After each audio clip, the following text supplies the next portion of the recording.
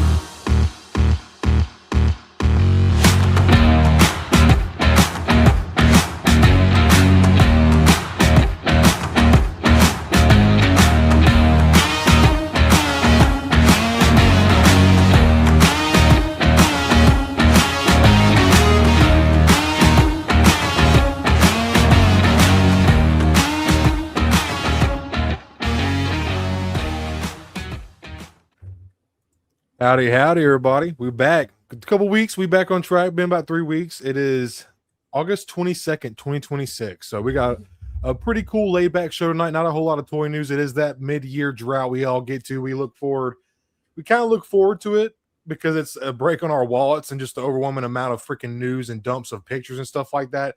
It's always nice to just sit back, recognize what we already have, kind of just enjoy it. Again, we spend a lot of money on these things that mean so much to us, whether it's franchises or characters, different IPs, et cetera, et cetera. So it's nice just to sit back every once in a while and just look at everything you have. So tonight, me and Hyper are going to be doing some shelf tours, some collection room display tours, stuff like that. So I think that'll be kind of fun. Hyper has spruced up his display a lot. I've organized quite a bit over the last year and a half or so. So we're going to be doing that. We also have some McFarlane news we're going to be talking about. Not really news as much. Tonight's going to be more so conversation than really news. So we're going to talk about Hyper is the one that really got me into collecting McFarlane. So we're going to be doing a little bit of conversation, debate, chit chat about him rushing out all these figures that we've been asking for years. So we'll get to that. Also, Hasbro's price fluctuations, mistakes, discrepancies, whatever you want to call it. It's been out of control. So we're going to get into that as well. Also going to dig into something kind of new that I'm actually really looking forward to.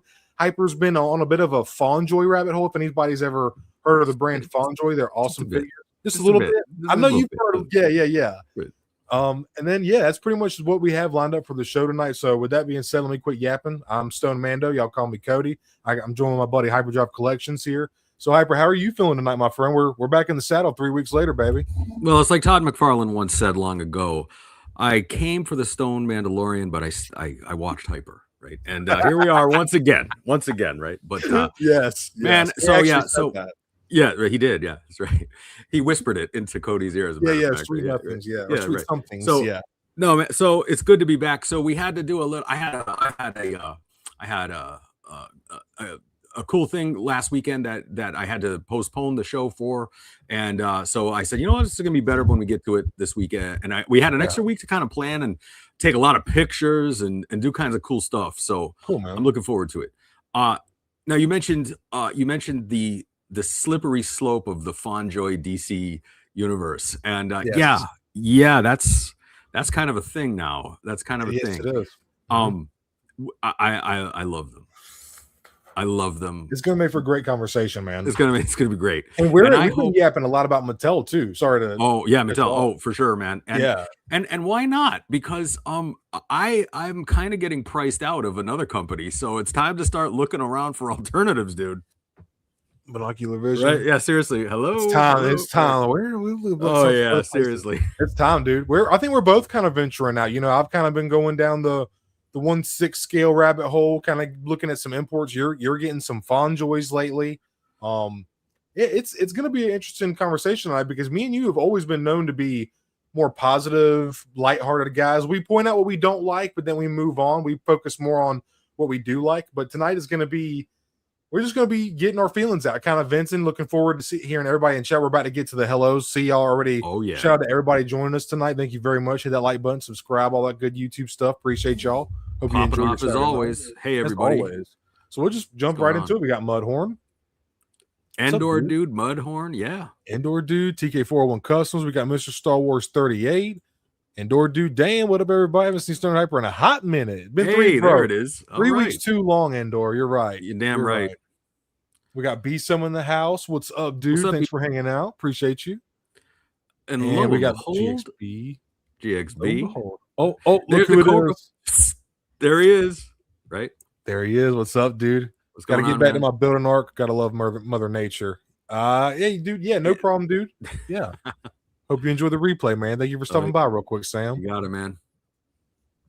Hell yeah, dude. So that being, check it out. We got Jawa in the house. There he is. Hey, what's up, dude? Remember for 9 months. Thank you so much, man. Me and Hyper appreciate you so very much. That's right. Thank you, Jawa. Y'all are fucking awesome, man.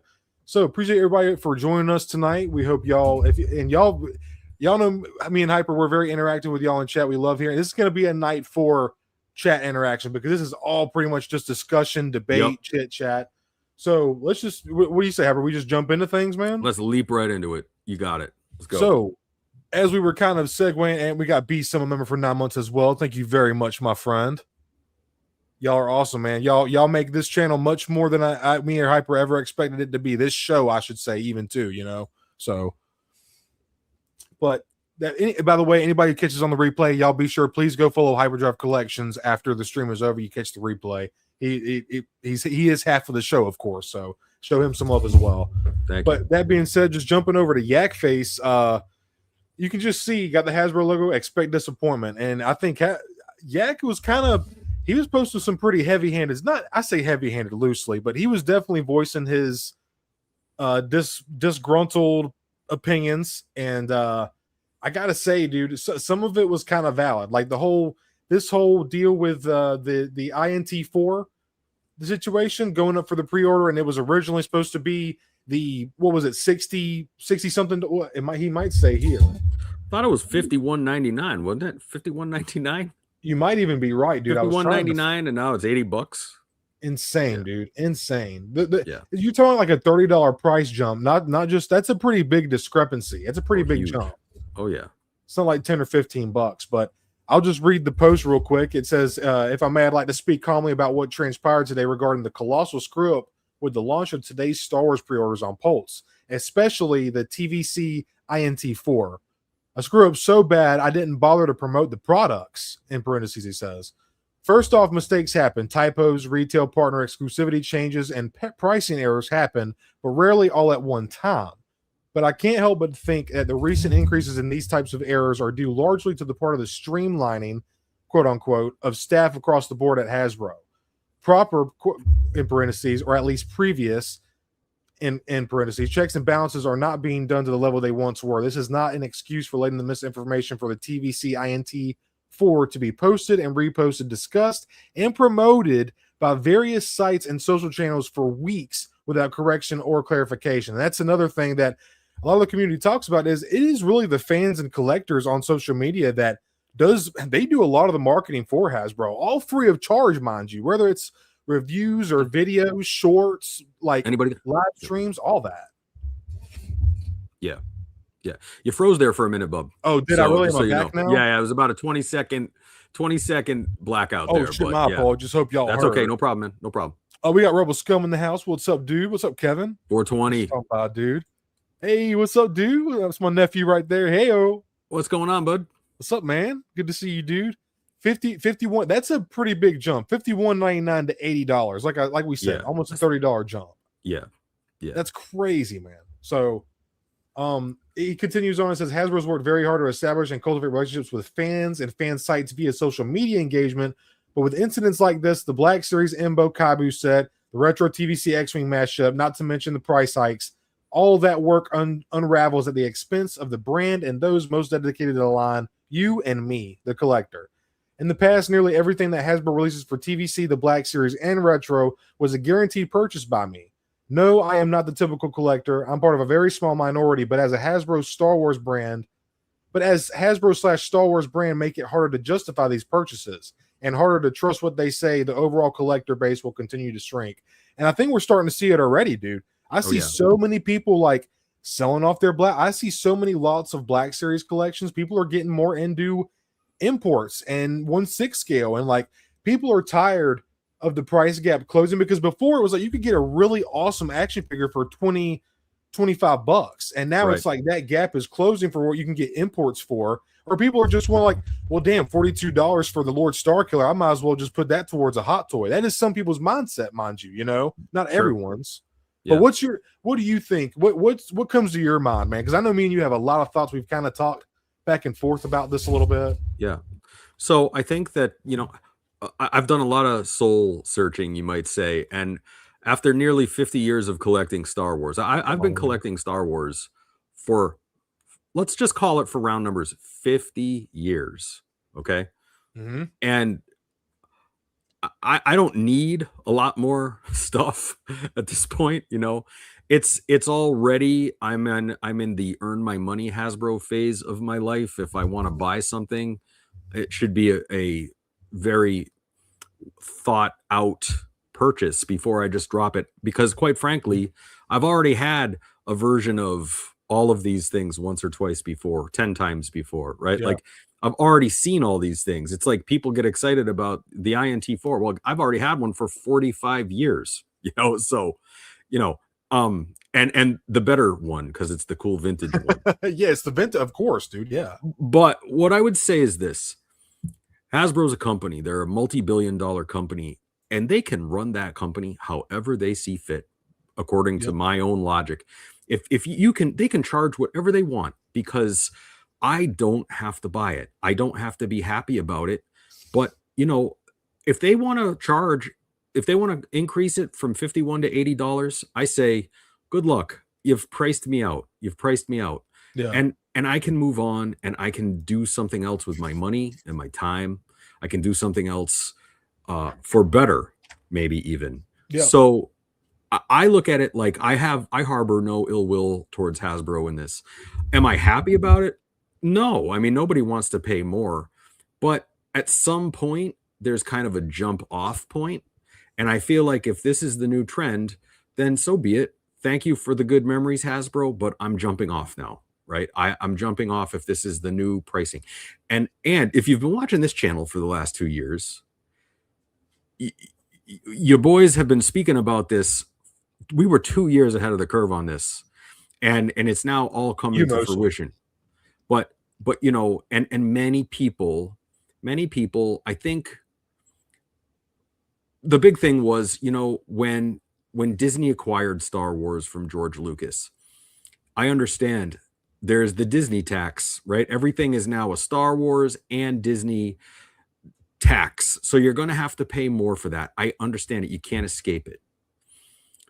But at the same time, there are other companies, Micro Galaxy Squadron, for instance, who figures out how to put out really awesome Star Wars products without these massive prices. And by the way, if you haven't seen the Micro Galaxy Squadron, there's a set with a U-wing, and it has an INT4 as the pack-in for $35 or something. So you can't tell me that these are legitimate pricing schemes that we're seeing now, because directly across the aisle at the toy store, there's already a new INT4 in the Micro Galaxy as a pack-in throw-in thing. So riddle me this, right? So that's what I would say. So I don't, this is not really even much of a debate, because me and you have a lot of the same thoughts on this. Yeah. If this was the case, if there was some discrepancy and there was some reason, by the way, Paul Morales, what's up, man? Good to see you. Thanks for stopping by, dude. Hope you enjoy the show. How's it going, man? Appreciate everybody in chat right now. I lost my train of thought there. Them doing, okay, without any kind of if there was some kind of change, they should clarify why. And that there's a change. Not even why, because that might be beyond our understanding. Some people will just pick apart what they say, but at least explain to us or let us know that there is going to be a change. There has been no kind of like actually, hey, sorry, y'all. It's not going to be 51, 52 bucks. It's actually going to be like, or 61, whatever, how much it was. No, 51.99. It's actually going to be almost $80. If they had been like early enough about it, that might have would have set some people aside. Like, okay, well, at least they gave us a heads up. But no, like how people found out was when they went to go when it dropped for pre-order. That is not the way to let your hardcore collectors know. And mind you, this is a Pulse exclusive, so these people that are ordering this at first have a Pulse membership for a reason to get this exclusive perk, and then it's not even doing them any fucking good. Well, don't you kind of feel like, so I think if you look at the timing of everything, and again, I have no way of proving this other than just my own eyeball, but so you have the San Diego Comic-Con, there's a room packed with a couple thousand people, and Hasbro's on the stage doing these announcements, right? Yep. And they put this up in the midst of the Mandalorian and Grogu merch bonanza, right? Yeah. And they say, hey, this is, and everybody oohs and ahs. 1,000 people are in the room oohing and ahhing over it, and they're so excited, and they goes $51.99. And I can't help but wonder if that was by design. Did they know that it wasn't really going to be $51.99, but they had to get the views on YouTube? They had to put those positive videos out on Instagram and everything of all the crowd going crazy for it, almost as like a free hype machine, right?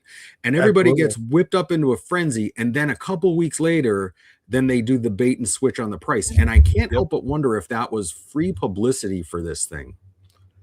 I forgot you had mentioned that, dude. And I know to some people that sounds crazy, like, oh, Hasbro wouldn't go to that. You just never know, man. You never know what kind of like marketing strategies people have, you know? Right. But you know, I look at it like this. So most of us, you and me, so you and I are driving in a car and we're going down the highway, and it says there's a fork in the road coming. If you go to the right, you're going to be met with marauders and bandits and price gouging gas stations for the next 200 miles. If you go to the left, well, you're going to meet very friendly people, but unfortunately, due to economic circumstances, they're going to have to charge much more than they would normally charge because of the economic circumstance we find ourselves in. So either way, whether you take left or right, it's a different story, but it's the same outcome, right? So at some point, I have to say, you know what? I think I'm going to take this exit up here and turn around, because I can't, either of those choices does not make good financial sense for me, right? Yeah, dude.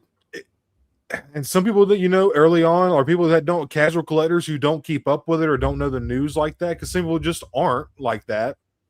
They just have to find out the hard way. They have to go down that hard and get a flat tire, you know, so to speak, metaphorically or whatever. Eric, what's up, brother? Thanks for stopping by. What's up, JC? How's it going? Let's see who else we got. We got Angie 23 in the house. Hello. Feel free to ask. You're more than welcome to, especially if it's action figure related, for sure. Am I seeing a lot of new people in here tonight? There is a couple new people. We got Angie here. We have Uncarded Reviews right here. We also have who else did we see? I thought I was seeing somebody else earlier. Maybe not. Yeah. Well, welcome everybody. It's so good to have you. Yes, it is. Thank you all for hanging out with me and Hyper tonight. We really appreciate y'all. Right.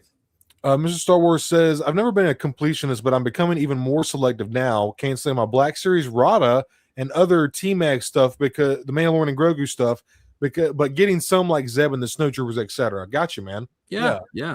See, even like I see so many people saying this, Hyper, saying the same thing, like, oh, I'm cutting back. I'm not picking this and this up. I canceled these pre-orders. I'm seeing it more and more for Black Series, dude. Like, I really fucking am. And you even made a funny comment, Hyper. You were like, you had said something like, if they wanted to end the line, then just end it. Don't do it this way. Like McFarlane is doing. He's capping. Right. He's putting a cap, and we're going to get into that later too, because I have me and you have some words for McFarlane as much as we love him. Yeah. Not bad words, but just we have our opinions. But it's like, oh man, I lost my train of thought there. If you wanted to end the line, just end it. Yeah, that's right. Because like McFarlane is putting a clean cap on it. He's ending the line that is his series. It's done clean. Don't have it be like where it got all these valleys and then you got real high, then it just straight drops. That is not the way you end a company, in my opinion. You know, it's just it's crazy, man. I've never seen any more inconsistency from an action figure company other than Hasbro, dude. It is wild to me. You know, it's funny because so many, I don't think that the community is split over this. I think the community has decided, the majority of the community has arrived at this thing. And, you know, it reminds me, there was a politician many years ago, and he had a great quote, and it's so applicable to this. And he was asked how to define pornography. Do you remember this? No. And they said, Senator, how do you define pornography? And he answered with the most eloquent sentence I've ever heard. And he said, I cannot define pornography, but I sure know what the hell it is when I see it. Right? That's and funny. This is the same thing. How do you define too expensive? You can't. You cannot define too expensive, but you know what it is when you're looking at it, right? Like my too expensive this is my definition of too expensive. They have crossed a line. They have crossed a line of no return. If this is how they wish to price out things moving forward, then I have identified this is too expensive for me. I sure know what it is when I see it. I can't define it, but this is it, right? And so I just don't have the money. Am I going to stop completely? No, but I'll pick up one or two things a year, but the vast majority is too expensive for me. You know, it's just too expensive. For what Hasbro is meant to be and what these Black Series figures are meant for, you know, and you got to think this is a line that started out 2013. These figures were $19.99, and now we're approaching the almost 30. Because at first, dude, oh yeah, for them to last as long, like I was happy paying $25 for them. I was like, sure. but then it was like $27.99. Now some figures like, dude, the Lord Starkiller, $41.99, just because it's got crazy wired soft goods and this and that. But McFarlane's been doing it for figures for $22 fucking dollars. I know, right? Exactly. Bro. You got Mattel putting soft goods on. Now they're not wire, but putting soft goods on cape. And then, bro, don't get me started on Marvel Legends. Like, so in the new Doomsday wave, real quick, this is just the inconsistency of Hasbro. And me and Hyper are not. We would never take digs at like the people who do the reveals, the team members themselves. Like we know there's a lot of work and effort that goes into this making the figures. You know, we're not taking digs at them. We're just saying like the inconsistencies of the company themselves, not the people who like are the face of it. We're not coming at those people, but like for example, the Doomsday. None of the Doomsday figures have butterfly joints. A little bit disappointing. I can look past that. I guess I can. But then like for Doom, they give him a hard plastic cape, and then for Magneto, he gets a soft goods laid cape. Where is the inconsistencies with that? Like, why not pack in? You're telling me it's that expensive where you can't give us just both? Like, pack it in with the plastic and give us a soft goods cape so we can swap. I just don't. I'm kind of tired of buying into that. I know Star Wars is an expensive license, yada yada, et cetera, but it's just it gets to a point, man, where it's like we're paying more, but we're not getting more. We're getting the same shit, but we're paying more. Yeah, and quite frankly, you know, like I was telling you in my own personal life, I got real problems going on. I got like real things happening, and all of this is supposed to be fun. It's supposed to be a frivolity, right? Like yes. It's supposed to be a relaxation thing, and it's causing more anxiety than anything these days. And, you know, I mean, like I said before, Hasbro, good luck. You can do whatever you want. I'm not angry at you. I don't harbor any ill will. I just can't follow you down this bumpy, unpaved road anymore, right? Not anymore. You know, can't do it. Yeah. So we don't want to hark on anything too much because obviously we're surrounded with Hasbro product. We love the Black Series. I have plenty of Marvel Legends. There is good and bad in the figures, of course. We recognize that. What a first world problem to be bitching and complaining about toys. You know, we recognize that though. So all constructive and just for fun and sake of conversation. So appreciate everybody in chat for y'all's opinions and stuff like that. I did want to acknowledge Angie here because she did ask this. Do Yeah. you think Keanu Reeves will play a great Darth Revan? And if you watch Maul Shadow Lord, do you think the pink Twi'lek Devin will become Darth Talon? What's your opinions on that, Hyper? Oh boy, you know what? First of all, welcome to the show, because yes, this is one of our favorite topics. And you are one of the many in the Keanu Reeves as Revan army, that's for sure. Yeah, yeah. I am a lieutenant in that army. I would love to see that personally. I think he would be awesome. Anyway, we could get Keanu into the Star Wars universe, but Revan in particular would be a great addition, don't you think, man? I do think so. I think he would kill it as Darth Revan. I could totally see it. Absolutely. Yeah, he's got the right. I think, as the kids say, he's giving Revan vibes. He's giving Revan. Yeah, exactly. He's giving Revan, right? Totally. That's awesome. Right. That's right. Yeah. Oh, damn it. So we don't want to hark on this too long or anything. I just wanted to Max Rebo Experience. What's up? Happy Saturday, What's man. What's going on, man? Good to Thanks see you. for Haven't stopping seen you in a by. while. Yeah, good to see you, man. Glad you made it by. So keeping things moving here, we don't want to hark on the negativity too long. We were just wanting to yap about it. So that being said, and let's just move on to like McFarlane and stuff, because obviously he's been rushing a lot of figures out. And McFarlane has always said this, and I want to jump into this real quick. McFarlane has always been clear and open about why he never did female figures, and he straight up said, I forget what interview it was, and I appreciate the transparency. I do. Mm-hmm. He was like, I'm thinking about it from the little boy's perspective, and as a kid, if I'm looking on the shelf and I see some chick or a dude with armor, I'm going to pick the dude with armor. Your average boy is going to be like that. And so not many boys he feels like would pick up a Wonder Woman or a Catwoman versus a Batman, Superman, Flash. And that's a very fair point. However, McFarlane is fully aware of his adult collector orientation and like how many adult collectors are supportive of his line, So he is rushing a lot of these figures out. He doesn't have much longer with the license. Mattel is about to take over in 2027. We're going to get there. We do have the Comics Core line, which has been the restrictive, less points of articulation and stuff like that. Still awesome figures. Me and Hyper are in love with them. But it's like, dude, where was this Wonder Woman, Poison Ivy, and Hot Girl like over the past 6 years when you've had the license? You know what I mean? I know. I would have.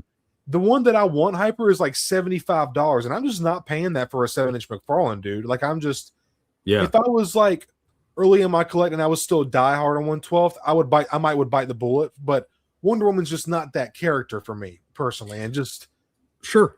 And I think what you mentioned a few minutes ago, how McFarlane, he telegraphed that he was giving up the license a year in advance. That he said, look, everybody, if you like my stuff, if you want to jump on board right now, I got a year left.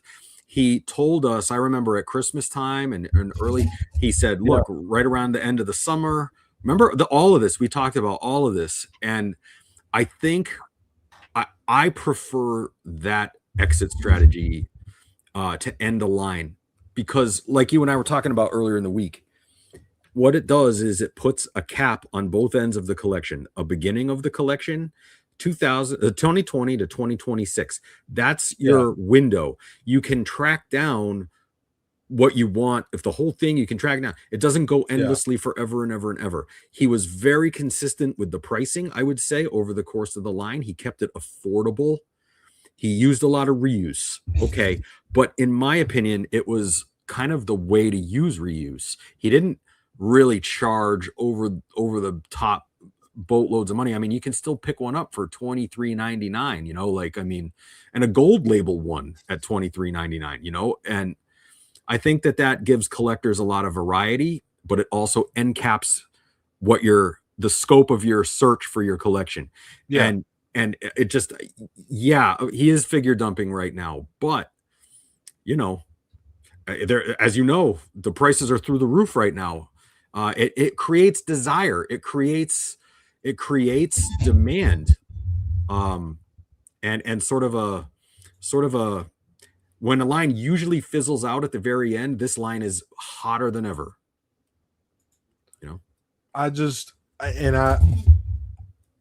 And the reason he's throwing these out too, and he's making them all collector editions and red platinums, Walmart exclusives, is not a big deal.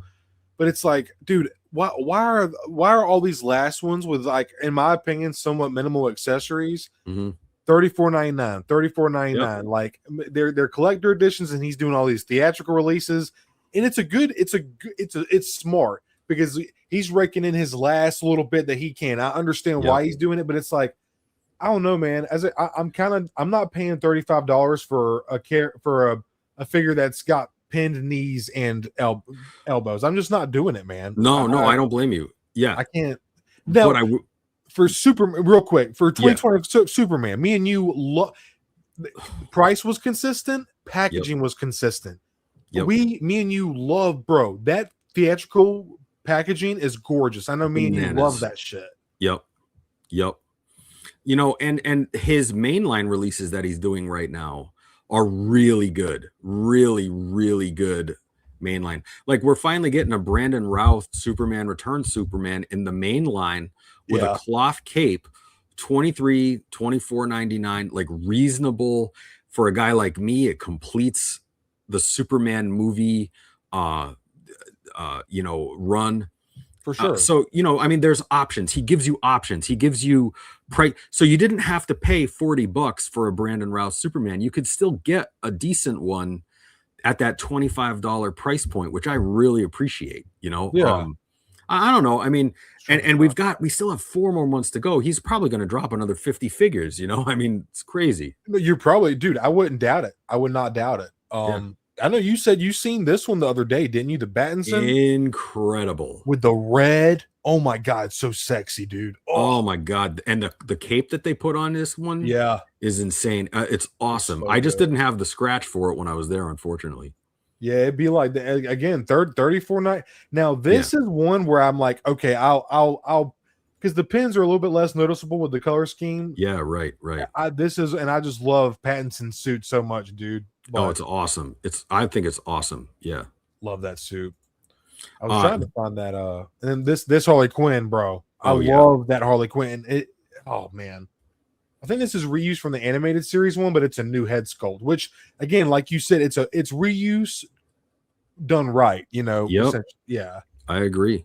Really awesome look. I love that. That's a great looking fit. And again, the pins though, bro. Oh, I know. Oh, Wonder Thighs. GXB Wonder Thighs. That's Brian. Yes, indeed. In uncarded review says Toddy Mack jumped the shark when he refused to improve the articulation thigh cuts and he started raising. I have a whole shelf of McFarlane uncarded because of this guy right here. He got me into McFarlane about 2 years ago, and it's just what he's doing lately. I know he's got to rush him out. I understand. I love Todd. I love his Spawn, is all his artwork. I'm a big fan of. I love how he revolutionized Spidey with the mini web lines, the big eyes. I have respect for Todd. However, I got Toddy, dude, man, you're killing me with these prices, my guy. Shit. You know, I think Todd held the line. He's like, look, I'm gonna make these figures. If you like them, buy them. If you don't like them, don't buy them. But he never kowtowed. He didn't kowtow. He was just like, I'm making these, and we seem to be buying them. Like, people are buying them. People are buying them, man. You know, that Wonder Woman is already $45, bro, and it just came out. I know. It just came out. It's crazy. Yeah. Sold out on Amazon. It's like $47. I'm just like, oh my God, bro. And the Catwoman, the battle damage Catwoman is going to be $100 by the end of the year. I'm telling you. Easily. And you actually saw that one in person and said you weren't too impressed with it, huh? I didn't like it personally, but you know, I mean, that's just me. That head looks better than the other one, but I don't see it there. It comes in the box. It's got the one with the hair sticking out of it, and I was like, you know, I don't know. Yeah. That lightness is definitely kept. That like I can see Michelle Pfeiffer underneath that. You know what I mean? Oh yeah. That definitely looks better. Hey Jesse, thank you for stopping by. How's it going, Jesse? Love you guys. So yeah, dude. I mean, I understand he's got to get this stuff done. He doesn't have much longer. By the way, anybody who has never gotten these 1/10 and 1/6 scale statues from McFarlane, I have quite a few myself. I really love them. Yeah. There's still a few I wouldn't mind grabbing, but man, I think they're really cool. It's now, really everybody, you have to understand when he says there's a few he wouldn't mind grabbing still, those are the ones he hasn't even released yet. He's got an entire run. He's got the complete run of them. Yeah. He's got the complete run. What's cool too is he'll still be doing stuff like this. He just won't be making 7-inch DC figures. You know what I mean? Right. He'll still be doing. We'll still get plenty of stuff from Toddy Mac with this. So I'm happy for that. Yep. It's cool, man. Look, here's the Punisher. He looks freaking, and they're not like amazing or anything, but I don't know. They're cool. They're really cool. Yeah. They're resin statues, by the way. If anybody's wondering, they're really nice, honestly. How do they hold up in the bathroom, Stoned? When I'm playing with my Spider-Man in the tub, it does get a little bit humid, but I just as long as I repaint it every once in a while. What, you don't take your Spider-Man in the bathtub and let it aura form like it's raining in the shower? Right. Oh, I don't do that either. I was just like, I'm joking. If I did do that. No, but doing some reissues. This was a Catwoman that was sorely needed. This Bane came in a 2-pack. I would love to get that Bane, bro. I need some more villains. I really do. That one will be and this Robin, I love that Robin too. The Robin looks great. Yeah, it's old school Robin too, dude. Like the tights, the scales, everything. Yep. Oh yeah, man. That's my hashtag my Robin. Yeah, right. Like that's at my Robin. Hyperdrive at my Robin. Red Robin, yum. Oh, that's just and that Bane, man. That's my Bane, right? You don't have that one, Hyper? I don't have. Can you believe that? I don't have that one. That is crazy. I would have thought you had that. You would think, wouldn't you? Yes. Thick looking, and I can just tell he's big. I actually like the thickness on it. How some figures are just like they're just top heavy. That one's got a thickness to the legs, dude. That's a cool looking figure, bro. Can we? I want to capture that. You like Bane's thickness? That's going onto the. Cut that. Short. Delete that. Delete that. Cut that. Cut that He's shit. Like, damn, look at that thickness. Oh, Jesse, thank you so much for the $9.99. Appreciate you, cuz. Oh, thank you very much. Thank you very, very much. Awesome. Me and Hype appreciate it. Yeah. Damn, hell yeah. No, that's Jesse. A great Bane. I'm definitely gonna get that Bane. Just that's an insta buy for me. As soon as I see it, it's going on there. Yeah, man. So he's getting some stuff reissued, getting some stuff. I gotta say, this Doomsday looks fucking sick. Oh yeah, that thing, the sculpt work is gnarly, bro. It's awesome, and that one will also be going into the cart. Yeah, exactly. Yeah. What's that one running? Probably like 60, 50. Oh, the bigger size retail. I mean, those guys.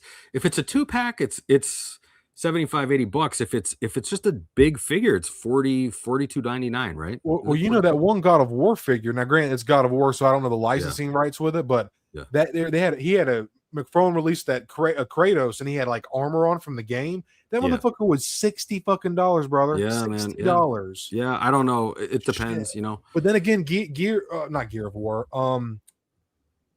God of War fans are like hard. People love Kratos, dude. So I could see some people say $60 with his fucking armor. Yeah, like that's easy, bro. I'm getting that. Everybody's different. Yeah, right. But yeah, that was so. Just he's this Deathstroke looks awesome too, dude. I gotta admit, pretty sick looking Deathstroke. I got all the Deathstrokes, so that might have to go into the cart too. I love that reflective paint that's on him, dude. Too. Sick. Oh yeah, sick.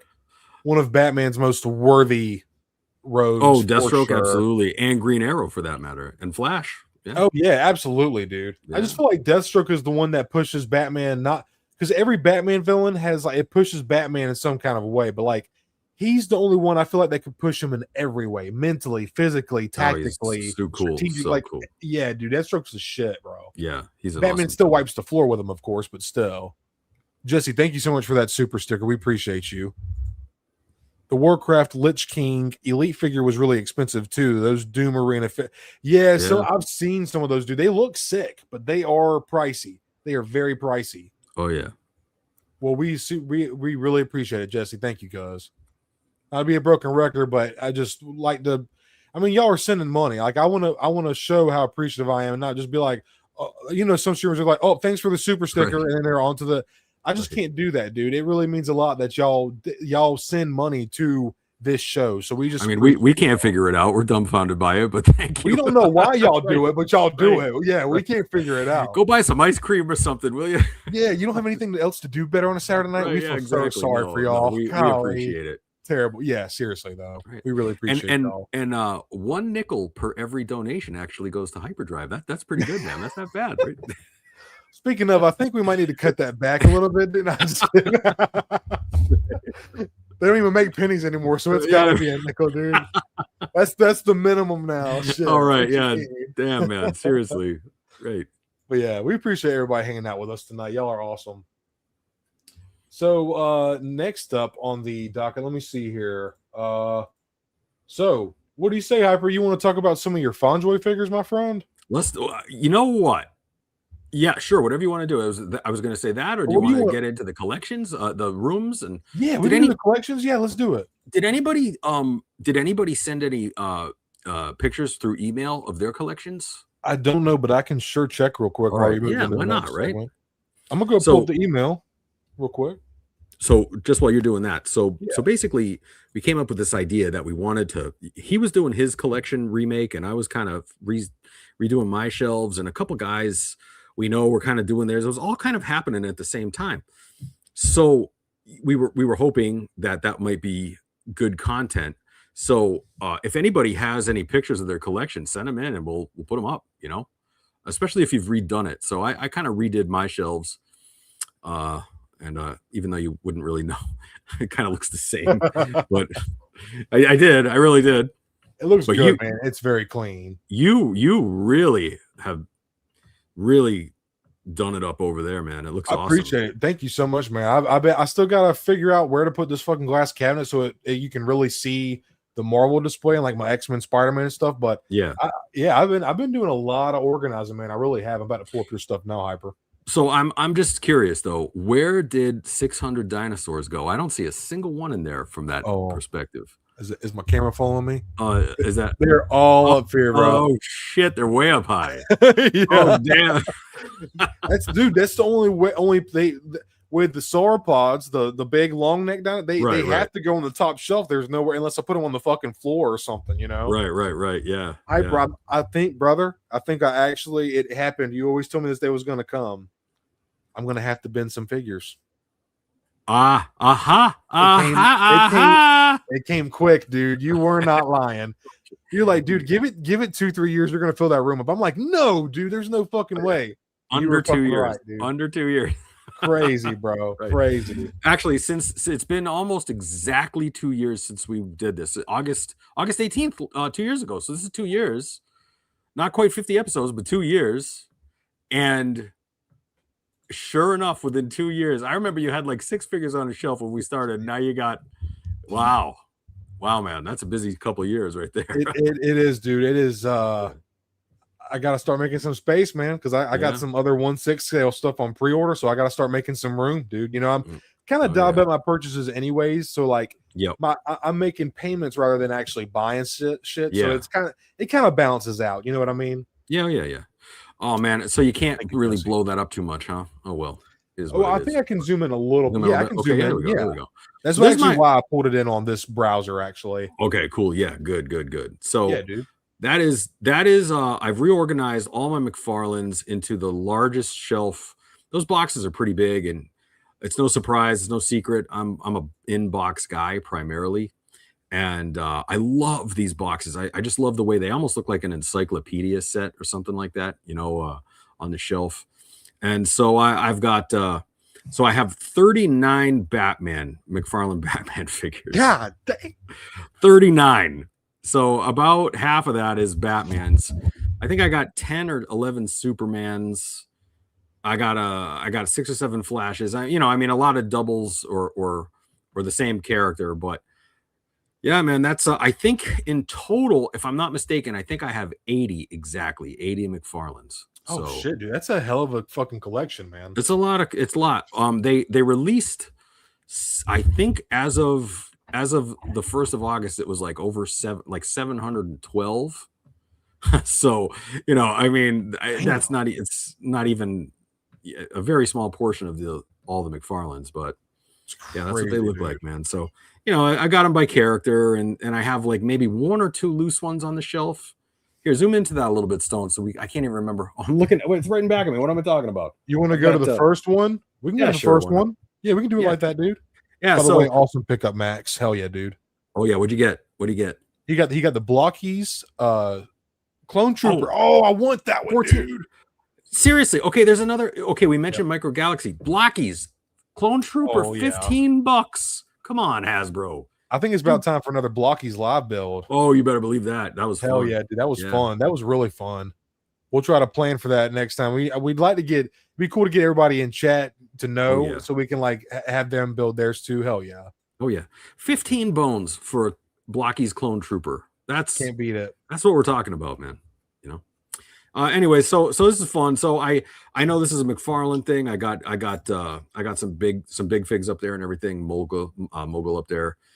I also have my Tony Stark Hulkbuster Toy Biz Hulkbuster. That's a throwback, right? I had to put it somewhere, and so I put it there. But I do love that. I do love that Toy Biz figure. So, anyways, that's what that shelf looks like. And on the perimeter, I know I've told people before, but it's all the bookshelves are all custom, and I put comic book paper around them to give them like so that they're not just black, black frames. They're comic book frames. That is a portion of my G.I. Joe collection, my boxed G.I. Joe collection. So that's all the G.I. Joe classifies, or many of them. So I like to line them up like that. And again, I've got a couple on the shelves. I think you might see one in another picture, but maybe a couple of them there. But that's how I do it. I like to keep them like that, and I do open them up and take them out, and then I put them back. And then and then we got some. Okay, so there's some of my Hot Toys, and I got the kind of retros up above them. So hell yeah, Brian, that was kind of cool. I didn't know you had. Oh, bro, you have all 3 of the retro OT packs. I didn't know that. Yeah, there's a couple more I'm trying to track down, but I try to get them for less. But are you gonna get the prequel ones, or are you just gonna stick with OT for retro? I'm gonna stick with the OT ones, man. I totally get it. Yep. I'm gonna stick with the OTs, but yeah. So I'm just these are just some of the way I know everybody puts their Hot Toys out in the open, and I cycle them through. I might put one out at a time, but the boxes. This is just how I prefer to do it. But I almost picked up. That's so weird because I forgot you had a Shore Trooper because I found one for a really good deal on Markari, and I was considering adding it to my wish list, dude. It's a great looking. I love the Black Series figure. I can't imagine the Hot Toy. Well, yeah, Hot Toy is really good. Oh, Max Ruba, you like that one? Okay, I will. The next time we do a show, I'll make sure it's out on the shelf. Oh shit, Max took it to the beach with him. That's pretty cool. All right, excellent. That's dedication, man. Hell yeah, Max. All right, maybe I'll do that one of these days, right? Remind me to check the email too or I can check it. Remind me to check it after I'll do my collection. Yeah, pictures. Okay. So we got the Hunter. I mean, Hunter, and we got a 501st Jet Trooper, and you got that one at the first ICC. No. You got that one. Yeah, that's right. Yes, yeah, that was first ICC. Yep. Yeah, I did. That's right. It's awesome. Yeah. Ready for the next one, man? Sure, man. Oh, so speaking of Blockies, there I got my Blockies Han and Luke, and I know. Oh yeah, I got those on the side there. The red boxes. I love the red box, the original OG Black Series collection. I think the red boxes look great with the numbers, sequential numbers. It's a great display if you can do it. So I got a complete collect. I'm actually missing Stormtrooper number 48. I'm missing. It's the only one I'm missing, and so that the hunt goes on for that. But I thought the way the Han and Luke kind of really pop in the white armor against the red. So that was kind of cool. And there's nothing else on the shelf, so you just get to focus on them, which I like, Looks great, dude. Hey, that's Toy Biz right there. That's I peppered them in everywhere, man. I got Toy Biz, Abomination. He's part of the Cobra Alliance now. So here's some of my retro carded Joes, which are like, oh my God, I love these things. And again, when you do it this way, I have enough room to put something in front of them on the shelf, like Abomination. So just mix and match. I like to mix and match because to me, then it's, it's just kind of a fun way. Like, oh, what would it look like if Abomination was rolling with the Cobras? So yeah, cool, man. Yeah, thank you, Mama Mando. That's the More Joe one again. Yeah, of course. Oh yeah. So I don't know. I know people are huge Hot Toys people. I'm a huge Sideshow guy, and Sideshow clones, I absolutely love these. And there's a lot of people who really love the Sideshow clones. I have Hot Toys clones, but I really prefer the Sideshow ones. Really? Stone, you and I have talked about them a lot. They're friggin' amazing. They are. Yeah. It's like the proportions. Yep. Okay. Yeah, I like the way. There is no doubt that they went for a guy in armor. That's the proportion. There's no animated look to them. It is definitely a figure in armor, and I really like that.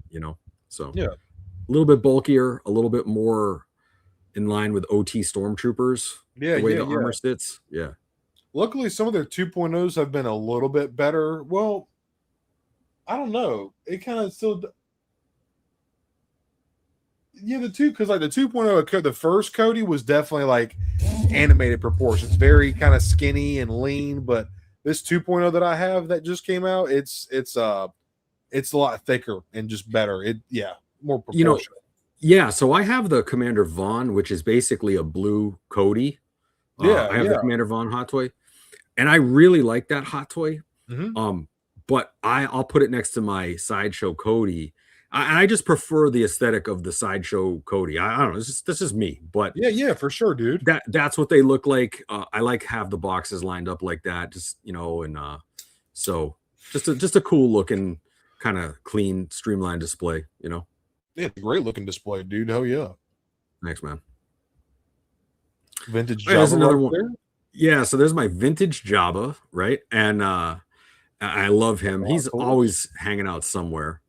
And so I put him on the Clone Trooper Hot Toy shelf for whatever reason. I like it. Oh, you have a Tusken?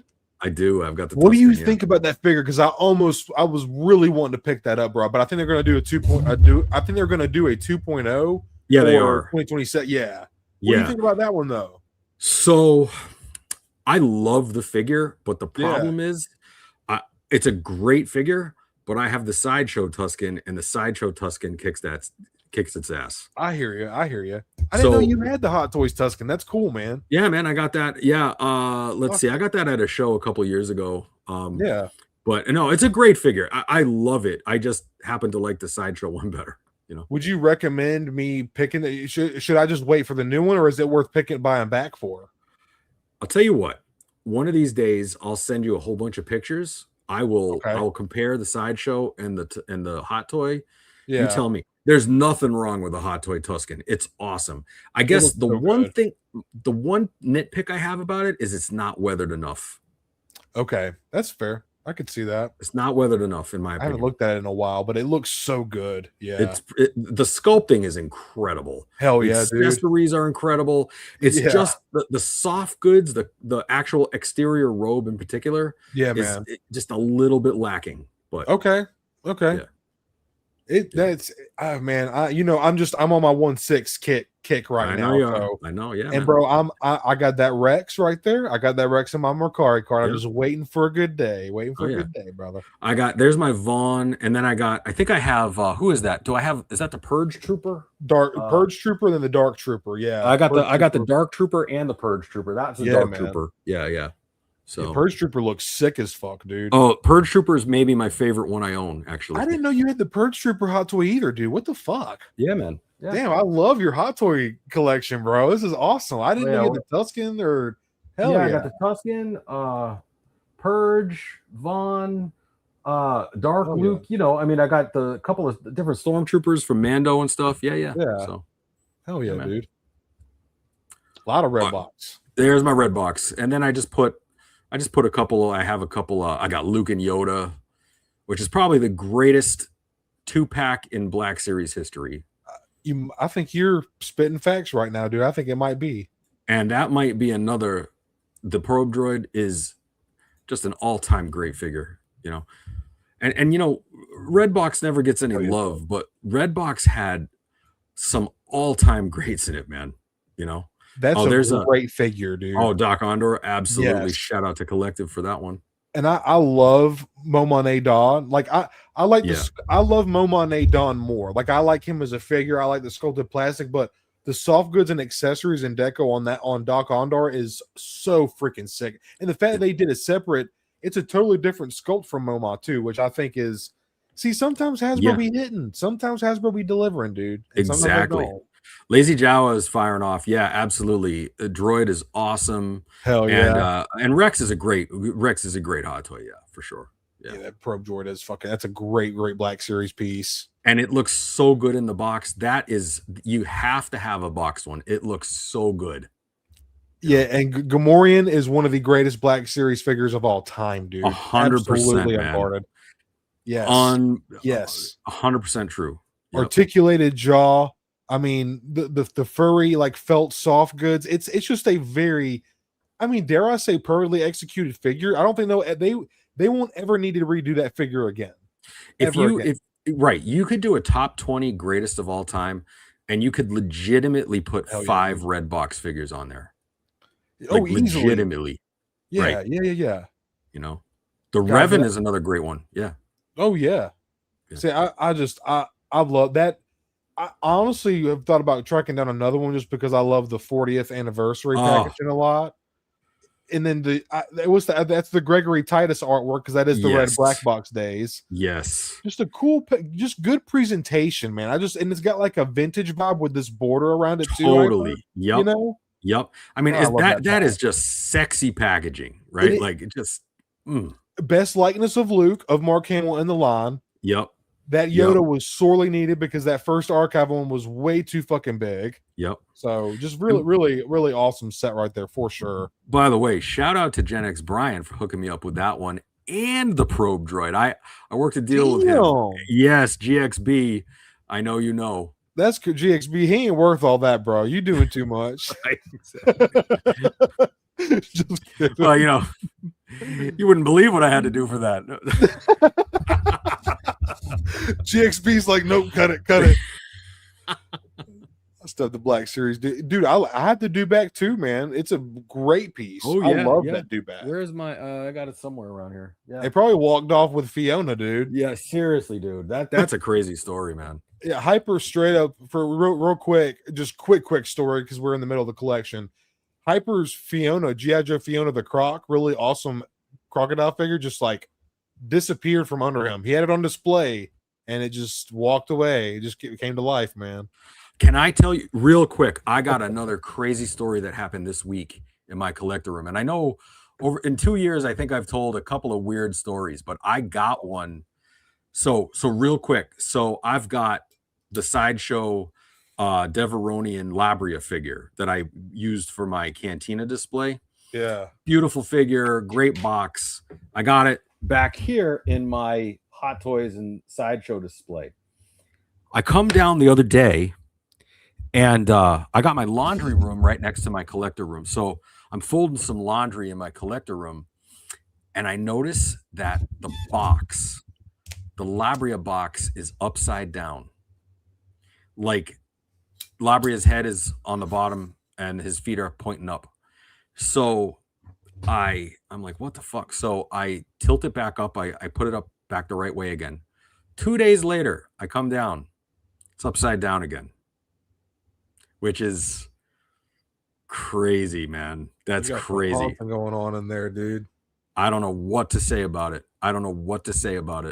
You know, but that's facts. That's truth. I don't know what to say. So, well, as long as you don't feel uneasy, I'm sure it's a good spirit just fucking with you. I just said out loud, I'm like, look, would you mind chipping in the rent around here? Maybe, you know, yeah, get living some here for fucking in the free. Fridge. Please. Shit, right. Damn. Nobody rides for free. That's right. Come on, it's Boston. It's near Boston. It's expensive. Expensive up here. Yeah. Come on. So there's just one of my I've got a vintage collection. And here's 3 of them. I've got just enough room for 3 large boxes vertically. I got the Cantina, and I got the E-Wing, and I got the Slave One. And the Slave One you and I bought together, man. You were in on that one with me. That's right. That's when I got my Death Watch trooper. That's one of our pictures for our intro. Hell yeah. Now I want you to zoom in on this real quick, because there's something I want to show you. Which one? It's the Darth Maul comic page right there looking at you. Oh, yeah. Right? That's sick as fuck, dude. Right? So I got that staring at me. That's right by my desk. So that's sick. You can really see some of the comic panels on the other side. Like you can kind of see. So it's kind of fun. But that big old Darth Maul, he's staring at me all the time. So that's sick, dude. Kind of fun. Yeah, I love that. Yeah, it's fun. So I still have your X-Wing box too. I need to get to you at some point. Yeah. I still have it though. It's safe with me. I haven't forgot about it. I still got it, man. Ooh. Those are some of my those are all autographed figures. So I got Jango Fett autographed in 2002. I got Boba Fett Chrome autographed by both Jeremy Bulloch and Daniel Logan. That's so awesome, dude. That's cool. And my kids got all these autographs. They were all in on it. And then I met Reese, and I got Mike Quinn to sign Reese. And so I own a couple of other autograph figures, but I really like those a lot. So that's awesome, man. They're up above the Slave One. Yeah. Hell yeah, dude. Yeah. Ooh. And that's my Tamashii Nation Samurai Wolverine. Yo, he's fucking sick looking. Oh, you know I collect those samurai figures, right? Yeah. And, I got a bunch of the Marvel ones, but Samurai Wolverine is my favorite. And he's just a badass looking figure. He's a 7 to 8 inch tall figure. Oh, really? Dang. Yeah, he's big boy. Yeah. Holy shit. Some of those samurai figures that Tamashii did are just unbelievable. I got Maul. Maul is another great one. Yeah. And so I just, rotate them out once in a while. And I said, for my man Stoned, I got to put Wolverine out there. So, hell yeah, dude. Yeah. That's sick, dude. It's fun. I love that. The fucking super long, like samurai claws. That's yeah, man. He comes with replaceable, different size claws and all kinds of stuff. That's sick, dude. I love that, actually. Yeah, it's cool, man. Look at that indie display. There's my indies. So almost a complete set. I'm missing 2. Mm-hmm. And that was a great run of figures, man. Oh my God. I used to use those. I have several used for customs and stuff like that. But, Indiana Jones is one of my all-time favorite movies, series. And I just love these figures so much. I know that they weren't a big hit because they only did two runs of them, but I thought they were great, I wish they did what's his face? Kalima. Oh, Mola Ram. Oh man. Oh God. I would have picked him. I love Temple of Doom, man. Oh man, Mola Ram. Well, we all wanted him, and they cut the line short. I guess there were plans to do a Temple of Doom run with Crystal Skull, Temple of Doom and Crystal Skull, and they never did them. And that's too bad. I didn't know that. Yeah, I would have loved both of those, but oh well.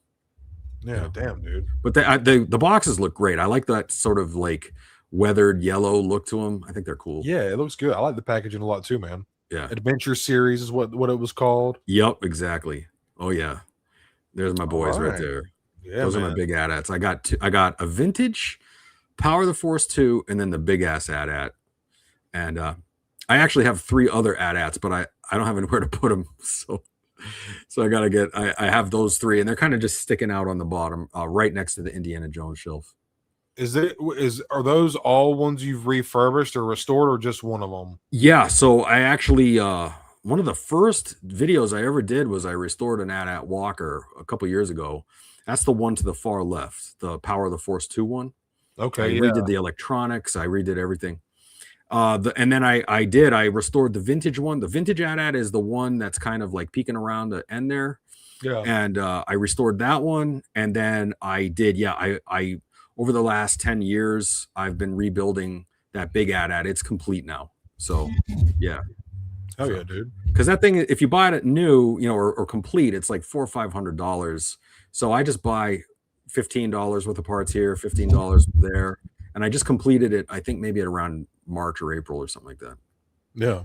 So Max said you could store those AT-ATs at his place if you're. hey man, I might have to. I might have to. That's so kind of you, Max. Dang, Yeah. man, such a nice guy. Such a humanitarian, right? Yeah, Humanitarian. yeah, humanitarian relief. Yes, Right. those are awesome pieces, though. Okay, so do you want to do my collection? Or do you want to go ahead and talk about your Fondjoy stuff? No, your collection, man. Let's see it. All right, let's do it, dude. Okay, so I love the lighting. Hyper, your display is very clean. Like, Thanks, I love man. how you keep stuff in box. I know it's way easier to like maintain dust and keep track of everything like that. Because keeping stuff loose is a chore, man. But everybody, that's the beauty of collecting. Everybody does it different ways, you know. Right, So. right.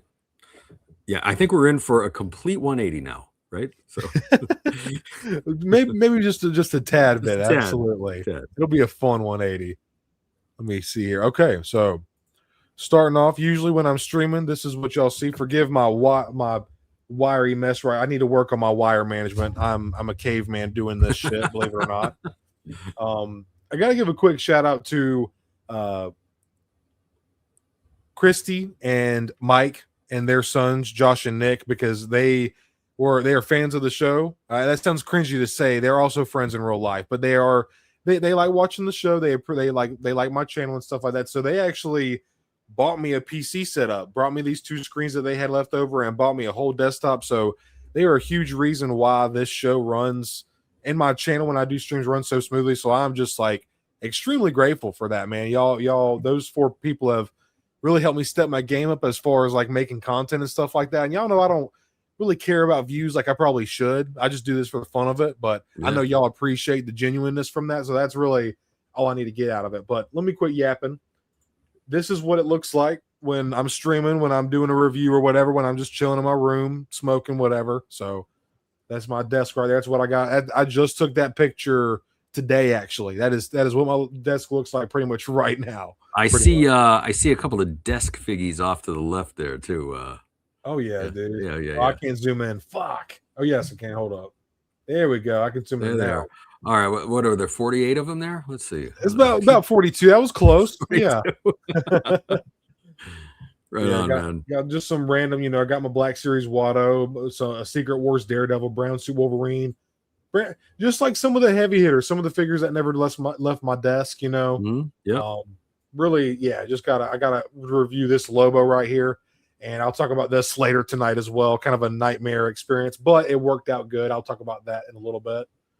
So moving up here. Oh, wrong way. That's not the right way. All right, here we go. So this is actually behind my door when you walk into my collection room. This is like just some box figures that I had sent. These are some figures that I got when I first started collecting. Besides that Pegadon one down here to the right, I just added that one. So that's behind my door. Then this was a gift from my mom. This is a Force Awakens Han and Chewie print. It's actually a Disney qualified print. It's very, very nice, beautiful framing, beautiful, just a gorgeous picture. Also came as a 2-pack set. So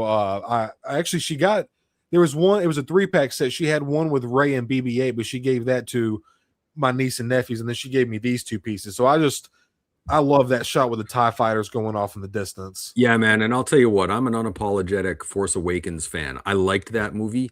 And the Han and Chewie sequences were awesome in that movie. And that's a great photo because that's, oh, man, Chewie, that's just so good to see. Yeah, that's exactly what he says that when he walks on the Falcon, man. Yeah, man. I'm not going to hate on the Force Awakens. The other 2 were shitty, but the Force Awakens was all right. Force Awakens was a awesome film, man. It really was. It was not bad. I agree. And that scene right there was it. Yeah. It was amazing. Indoor dude, I'm very blessed, man. I have good friends and family that I'm a very, very fortunate person, man. All hardships aside. Yeah. We all go through it though. But yeah, I love these pictures. They're from my mom, so they're even more special to me. So even though they're sequel, but she does love Rey and BB-8, so I respect that. And then, BB-8's a top 10 in maybe not top 10, top 25 character. I love BB-8. Fair enough. He's and cute. If Mama Mando wants to make a donation to the Hyperdrive, please just I have room on my wall too. Any Disney prints got plenty of wall at the Hyperdrive Lounge. Hell right, yeah, exactly. Now this is a very, very, very special piece. I got to meet Andy Secombe, Watto himself, from Phantom Menace, Attack of the Clones. I was also there with Hyper in person. It was one of the coolest moments ever. First, I got to meet you, and it was our first time meeting in person. So that alone was an epic experience. It was just, he was such a cool, chill dude. I did my Watto impression for him. He told me he was like, oh, that was pretty good. So very just awesome experience. He was a total gentleman, but just class act, Andy Secco, man. Yep. So he was a good dude. Very, very important piece to me. This is just some carded figures that are very special to me. I plan to get all my Return of the Jedi in these are figure shields, if anybody's wondering. Amazing blister cases. And you can see here I have the Phantom Menace run. I'm only missing Darth Maul and Padawan Obi-Wan. I'm going to get those, and that will finish the Phantom Menace 50th anniversary Lucasfilm set. So that's one of those two figures that I'm always going to be after, and it's kind of fun to have something to go after. So, well, listen, I don't know if you're aware of this, but you have a very hyperized looking collection of photos so far. Yeah, it's all boxed and you know. So far, bro. Right, so far. Okay, so far. I mean, I got some stuff that I keep in box, you know, because I started out that way. I started out an inbox collector, mind you. I know you know that, but anybody who might be watching new here or whatever, I was an inbox collector for a year and a half, 2 years, and then it was my cousin got me Hunter and Wrecker, and it was the season 2 mercenary looks, and it was the first year of the plastic free packaging, I had to open them to see them. And I opened Hunter and Wrecker, and I was just fiddling. I was like, bro, oh my God, this is so much fucking fun. Yep. Like I was enamored with it. I had never opened a Black Series figure. So like I felt like a total kid again, bro. It was like a 3 3/4 in my hand, but it's 6-inch, you know, I'm a grown man. So opening that plastic free packaging, Hunter and Wrecker, like totally changed my collecting habit, man, for the worse or better. If you could go both ways, I reckon. So you're telling me that these first volley of photos that you have here, this is like footsie under the table. It's a little foreplay before the main event, is what you're saying. I got like 100 pictures. I'm not even joking, dude. I have like 100. Man. It's crazy. That's why I was trying to kind of go through it quick. I'm surprised it's not 200. Right. That's why we're all surprised it's not 200. Yeah. Oh, damn it. So yeah, this is freaking sick, man. I definitely want to get more Return of the Jedi cards that I have up and blistered and stuff like that. Oh, wrong way. So this is like this is what right over like what I'm looking at right up here is what you see here. I got some Spider-Man posters that I got in Tennessee with my family, and they were like $15 a piece, so I had to grab them. I remember those. Yeah, those were cool. Yeah, I was pretty stoked to show you, man. So that's a overhead view of my. So this is my Wall of Black series. So when I first started collecting, I was like, one day I'm gonna have an entire wall of action figures, and like I remember just about a year ago is when I made this setup, and I remember the moment I got those 3 shelves pushed against that wall and I got all my figures on there, I just sat back and I was just looking at it, y'all. And I was like, fuck yeah, man. Like, I'm here, bro. You got to post what GXB just put 4 hours later. Oh, it's going to be a long one, brother. No, I'm just kidding. Right. 4 hours later. Oh, I think he was saying you were like, one day I'm going to have a wall of figures. 4 hours later. Oh, I get you saying, oh.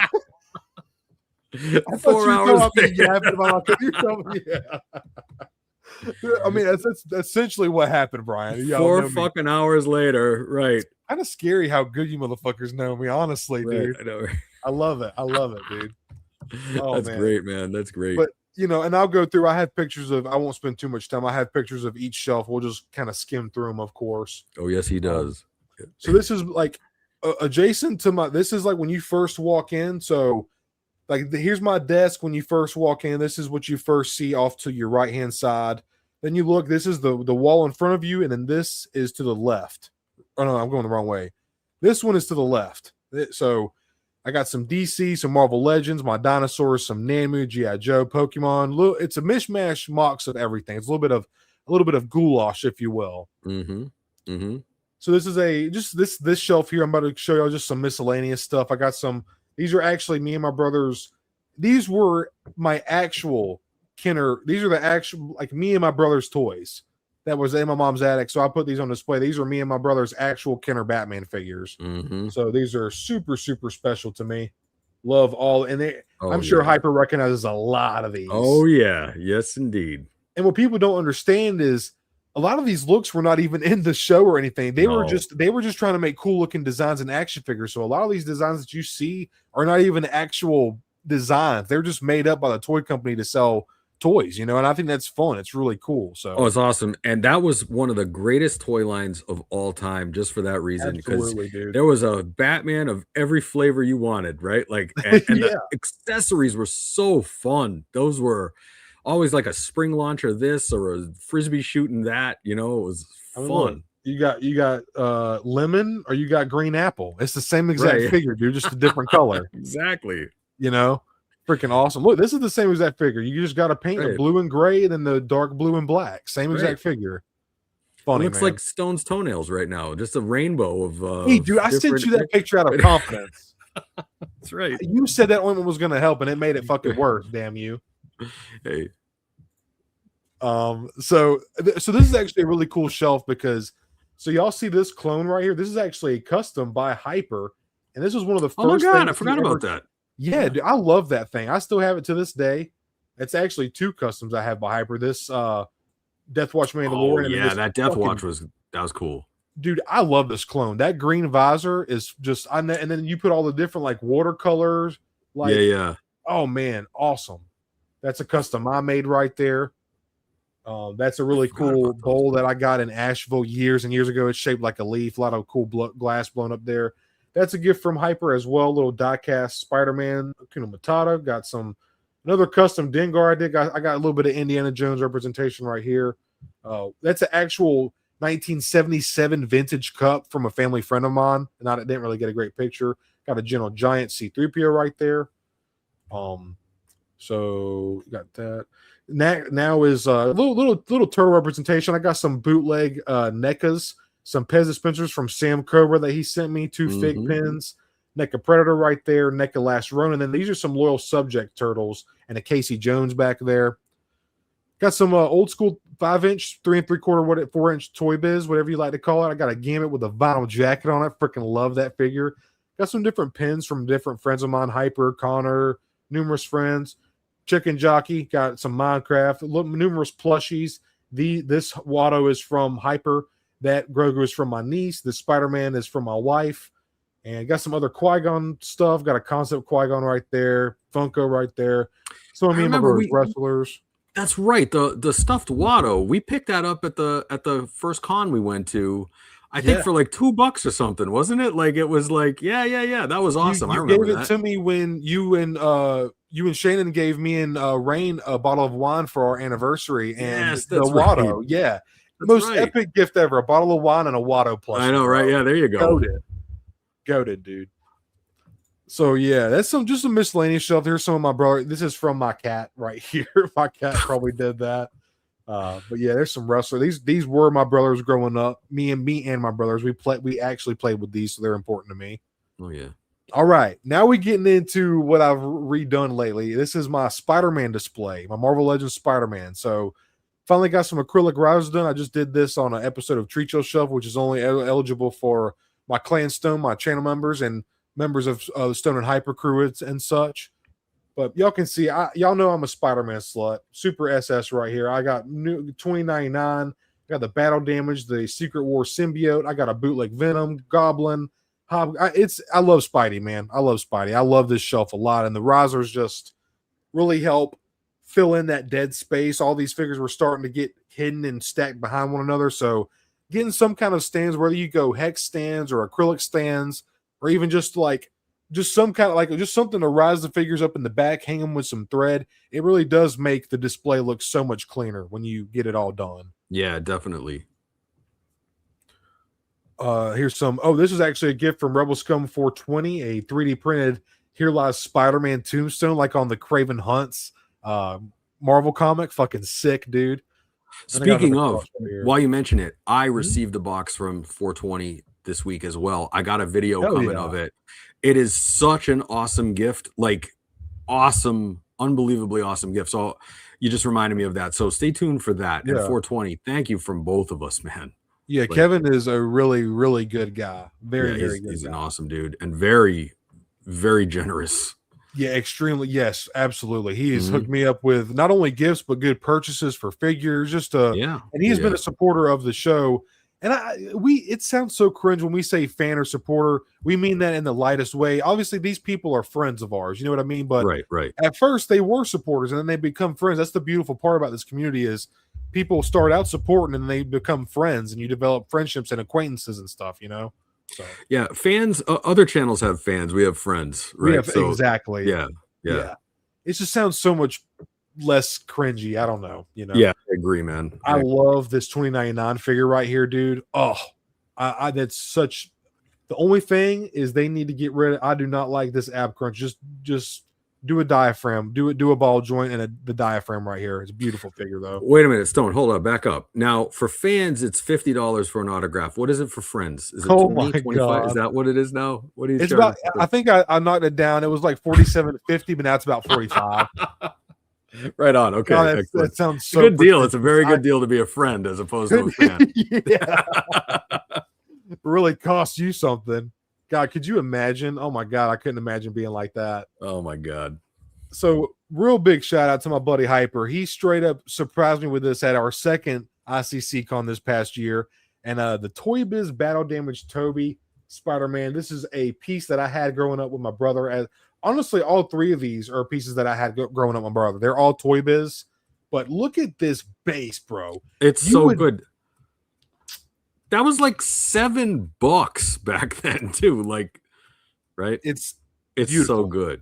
It's so good, bro. How far we've fallen. Look at the weather and look at the sculpt detail. I know. Oh, I mean, honestly, is a Marvel Legends that much better than this? I don't think so. Like, I mean, you know what I'm saying? Like, yeah. God, man, it looks so good. I love that one. And they got the symbiote, of course. And then this is probably, and I know Hyper still to this day says this is the best Spider-Man figure ever made. And I can't really argue with him. I can't really. Oh, he's about to go grab it. He's about to go grab it. He's going back. Shh. What's up? What's up, dude? What's up, man? Look, I told you he got. I got exactly one Spider-Man figure, and it's this one. This is the king of Spider-Man figures. Man, you ain't got to flex with the fucking blister, brother. I know, right? I know, but I mean, this is. I still say this is the greatest Spider-Man base. That was a base that you can mount on the wall. The Spider-Man face. Oh, come on, and maybe one of the greatest comic book cover re-releases ever. 100%. I'm trying to pull, bro. I was just looking at that exact clamshell today. I was trying to find it in my Mercari app. Oh yeah.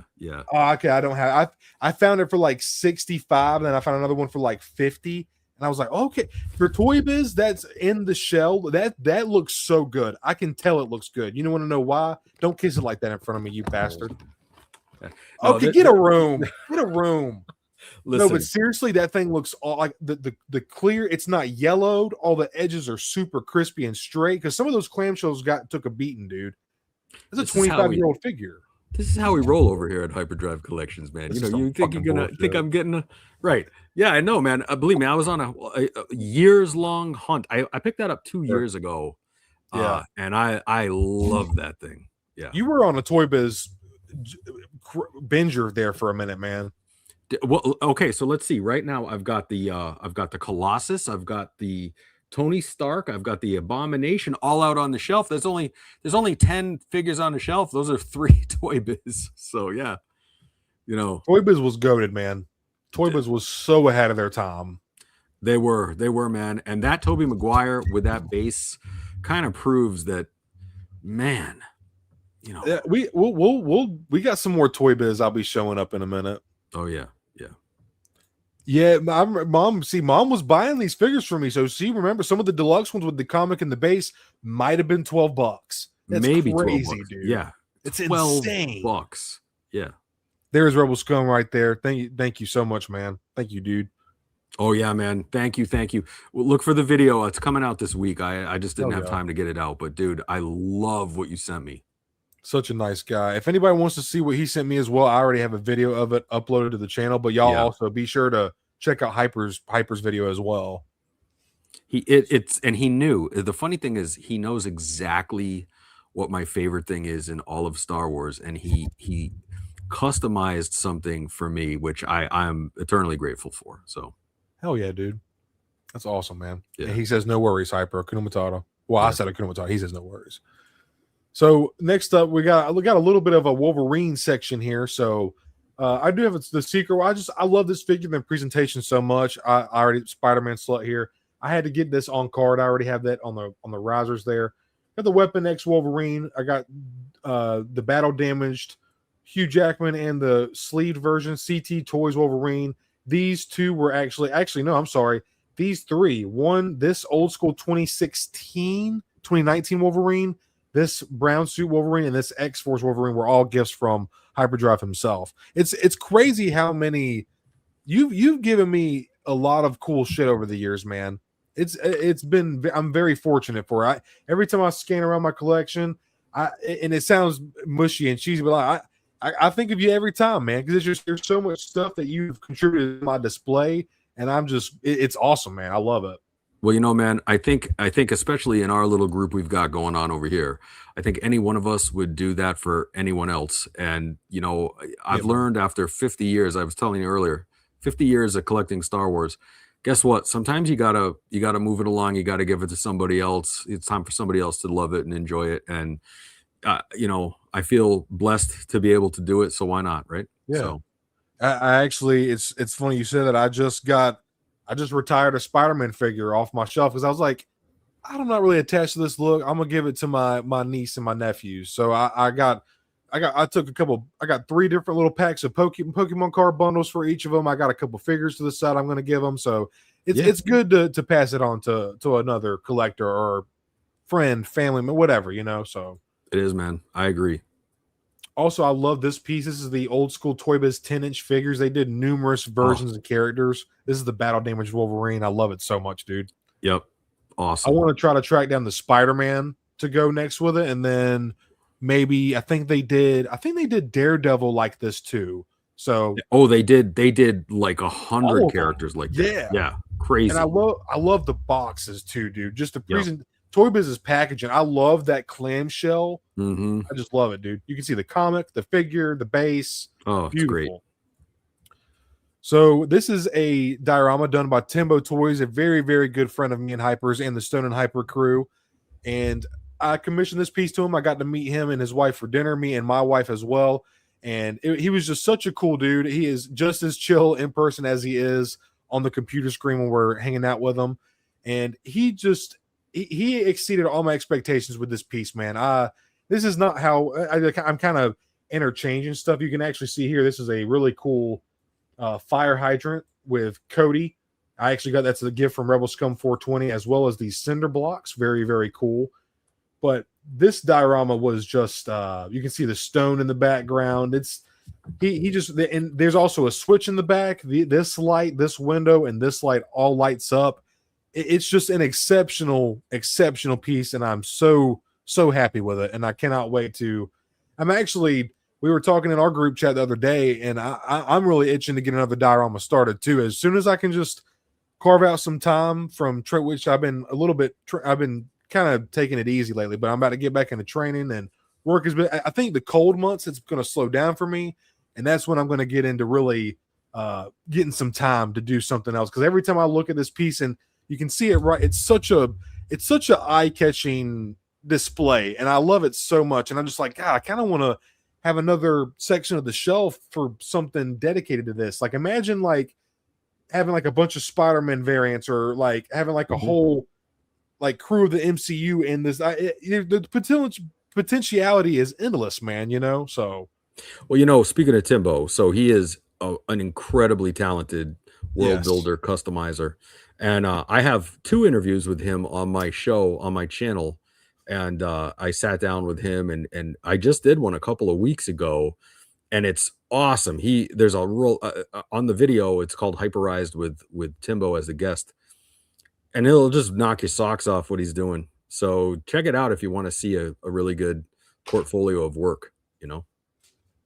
Yeah, they're honestly not just the ones. I mean, the ones with Timbo are awesome, but he's got a lot of more other Hyperized with many other guests. But definitely check out the ones with Timbo first. This is Sure. He does great. Go check him out on Instagram. He's very active on Instagram if you want to see more stuff from him. He's also got an Etsy shop, I believe. So he's got like some cave modular diorama pieces on sale for right now. So be sure to check that out. Yeah. By the way, if it just get, I don't do this enough sometimes, but I did. If you want to become a member of Clan Stone, you can click that link right there. I got 3 different tiers, but not necessarily at all. We're just happy that y'all are watching and hanging out, and we hope y'all are having a good time. But so now we're getting into my dinosaur collection. Oh, man. So shit. Here we go. It's time. RIP to Dr. Grant, Sam Neill. Yeah, that's right. Yeah. Yeah. Crazy, man. So crazy. He was, just great actor. I remember Dr. Grant was just like one of those characters as a kid. I just thought he was so fucking cool, dude. Oh, yeah. But got some Mattel right here. Got some Triceratops mainline, some Hammond collection right here. Oh, wrong way. Got some what's going on here? Hey man, I hear an alarm, like some sort of alarm going off. I'll be right back in my house. I don't know what's going on. Yeah, go ahead. Okay, you could do. Hold on. Yeah. So just keeping up. This is my DC shelf. I actually just reorganized this as well recently on an episode of Tree Chill Shelf. So we were talking McFarlane earlier, and y'all can see I clearly have a soft spot for McFarlane. I have a couple of different box pieces. I have the David Corn Sweat. An Action Comics Superman right here, and then a Starfire. I got plenty of different versions of Batman. Got a Robin, Batgirl, some Joker right there. And this is actually a piece sent to me by a good friend of mine as well, Troy Wars here. It's a 3D printed Batman like logo, and it's so freaking cool, man. It's got like it's light, but when you sit it down, it balances very well. So I just felt like it was like a good centerpiece for the display. And then I had this awesome Nightfall Batman in the center of it. I just feel like I want to find the blue and gray variant of this figure, but for now the black and gray is good. And then you got the 89 Keaton in the background looming over the entire DC display, making sure it's safe. Awesome figure. I love this David Corn Sweat figure right here. I was a big fan of the 2025 Superman. And then this is also a very cool figure, the what was it, Earth 2 Batman? Earth freaking 2. sick figure. Yes. Yeah, Mhm. Love that figure. It's actually Thomas Wayne, but I won't get into right. that. So love this figure too. This Superman figure is, oh dude, this wire soft goods, and it comes with a display. I love that Superman. Could he be a bit bigger and bulkier? Yeah, but for the representation, it's enough. It's enough for now until Mattel. I'll see what Mattel gives me in Hyper next year. So which one is that? I'm having a hard time recognizing it. That's the Action Comics. Mm-hmm. And I love it because it's got the yellow S on the cape. I love the yellow. I love the S on the cape, man. I'm a sucker for it. I actually like the fact that he's not overly bulky. It's really cool. I think it's a really cool figure. Yeah. But yeah, I got a soft spot for McFarlane. I really do. And I adored this movie. I liked it so much more than I thought I was going to. I know you did too. Well, we knew you're a Soups guy. We knew you were. Oh yeah. But even still, I wasn't sure if I was going to like it as much as. I mean, who didn't like? I mean, Henry Cavill's Superman was friggin' awesome. It was. And then, you come in and you're like, who's this Johnny come lately? And you're like, oh shit, he's like the best Superman ever. I love David Corn Sweat, man. I really like it. Yeah, he was awesome. Here's some more McFarlane. This is actually the DC Direct Batman animated series. I didn't really get it's the wired cape is in the way. Batman Beyond. I love Batman Beyond. 90s baby right here. Got a box Starfire right there. I couldn't bring myself to open it because that figure is like fucking $65. Yeah. At the end of the day, because I was going to buy another one. I was like, I'm just going to open this one and buy another one box. And now that figure's like $75, $80. I'm just like, nah, I'm going to keep it boxed. Yeah. Fuck it. It looks good like that too. Here is some Mattel Batman, Joker, Robin, and the Flash. And they actually mesh into, they're shorter than the McFarlane, but I got some CT. I got the blue and gray and the black and gray CT Batman. There's a knockoff Catwoman right here. Mr. Terrific McFarlane. Here's also some McFarlane representation. I love Avatar: The Last Airbender. I grew up watching that show with my cousin Brandon and my brother Steve. This is a really awesome Jazzwares, or is it Jazzwares or Jada Toys? I think it's Jazzwares. Jazzwares Zuko from Book 3, Season 3 of Avatar: The Last Airbender. And the articulation on this thing, accessories are shit, but the articulation is that, like, look, he's sitting crisscross applesauce right now. And he just looks so natural. Soft goods, like, cloak over him, just a really, really cool figure. And it was only $18, dude, or $17.99. You just can't beat that. And that review, that figure, I did not expect it to do. You know, sometimes with YouTube, some reviews you expect to do well, and then some you just like that. What the hell that one did? This is one of those reviews. It's got like 1.8 thousand views, and it did very well. So what I thought was just going to be 100 view review, I just wanted to cover it because I liked it. I want other people to see it. It ended up doing very well. So I think the want for more Avatar: The Last Airbender action figures is definitely out there, dude. It's definitely out there. Oh yeah, yeah.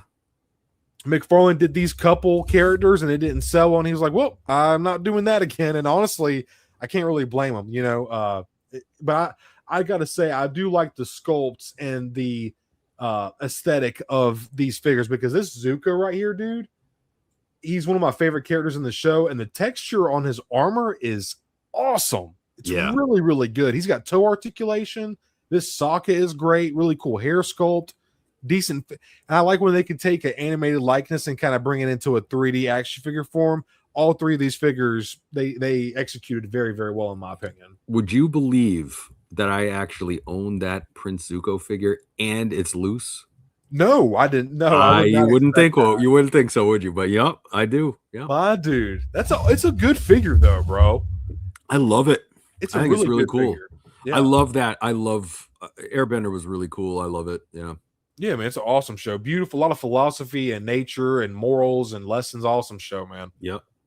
Creative Beast Studio shout out. Here's some of the Raptor series. I got the Dromaeosaurus, and then the Velociraptor mongoliensis, which is a species found in Southeast Asia, and then this was the Dromaeosaurus I believe found in South America. So love these figures so much. They're a little bit limited articulation, but the sculpt and the paintwork just make up for it. Very scientifically accurate, etc., etc. Now we're getting to some more animals. Oh, yeah. Back here is the Rebor Limp Biscuit. It's actually just called Biscuit. I just call it Limp Biscuit. Oh, about the he said, she said bullshit. But its actual name is Biscuit with a Z. Bizkit. Go look it up on Big Bad. I promise you. That's so they have cool. this version, which is like dry, like he's been basking in the sun. Then they have one that's the downpour version, like he just got the water or it's raining. It's got like a very glossy, wet look to it. Very cool. Guys, this was my first G.I. Joe animal figure right here. This wolf. Oh, no, I'm sorry. It was this white one. And then I just went down the rabbit hole, man. I got this off eBay loose for like $60, $50. Got this wolf. And I got all these animals loose, actually, with the exception of Fiona the Croc right here. No, I got her loose as well. I forgot. I got her loose.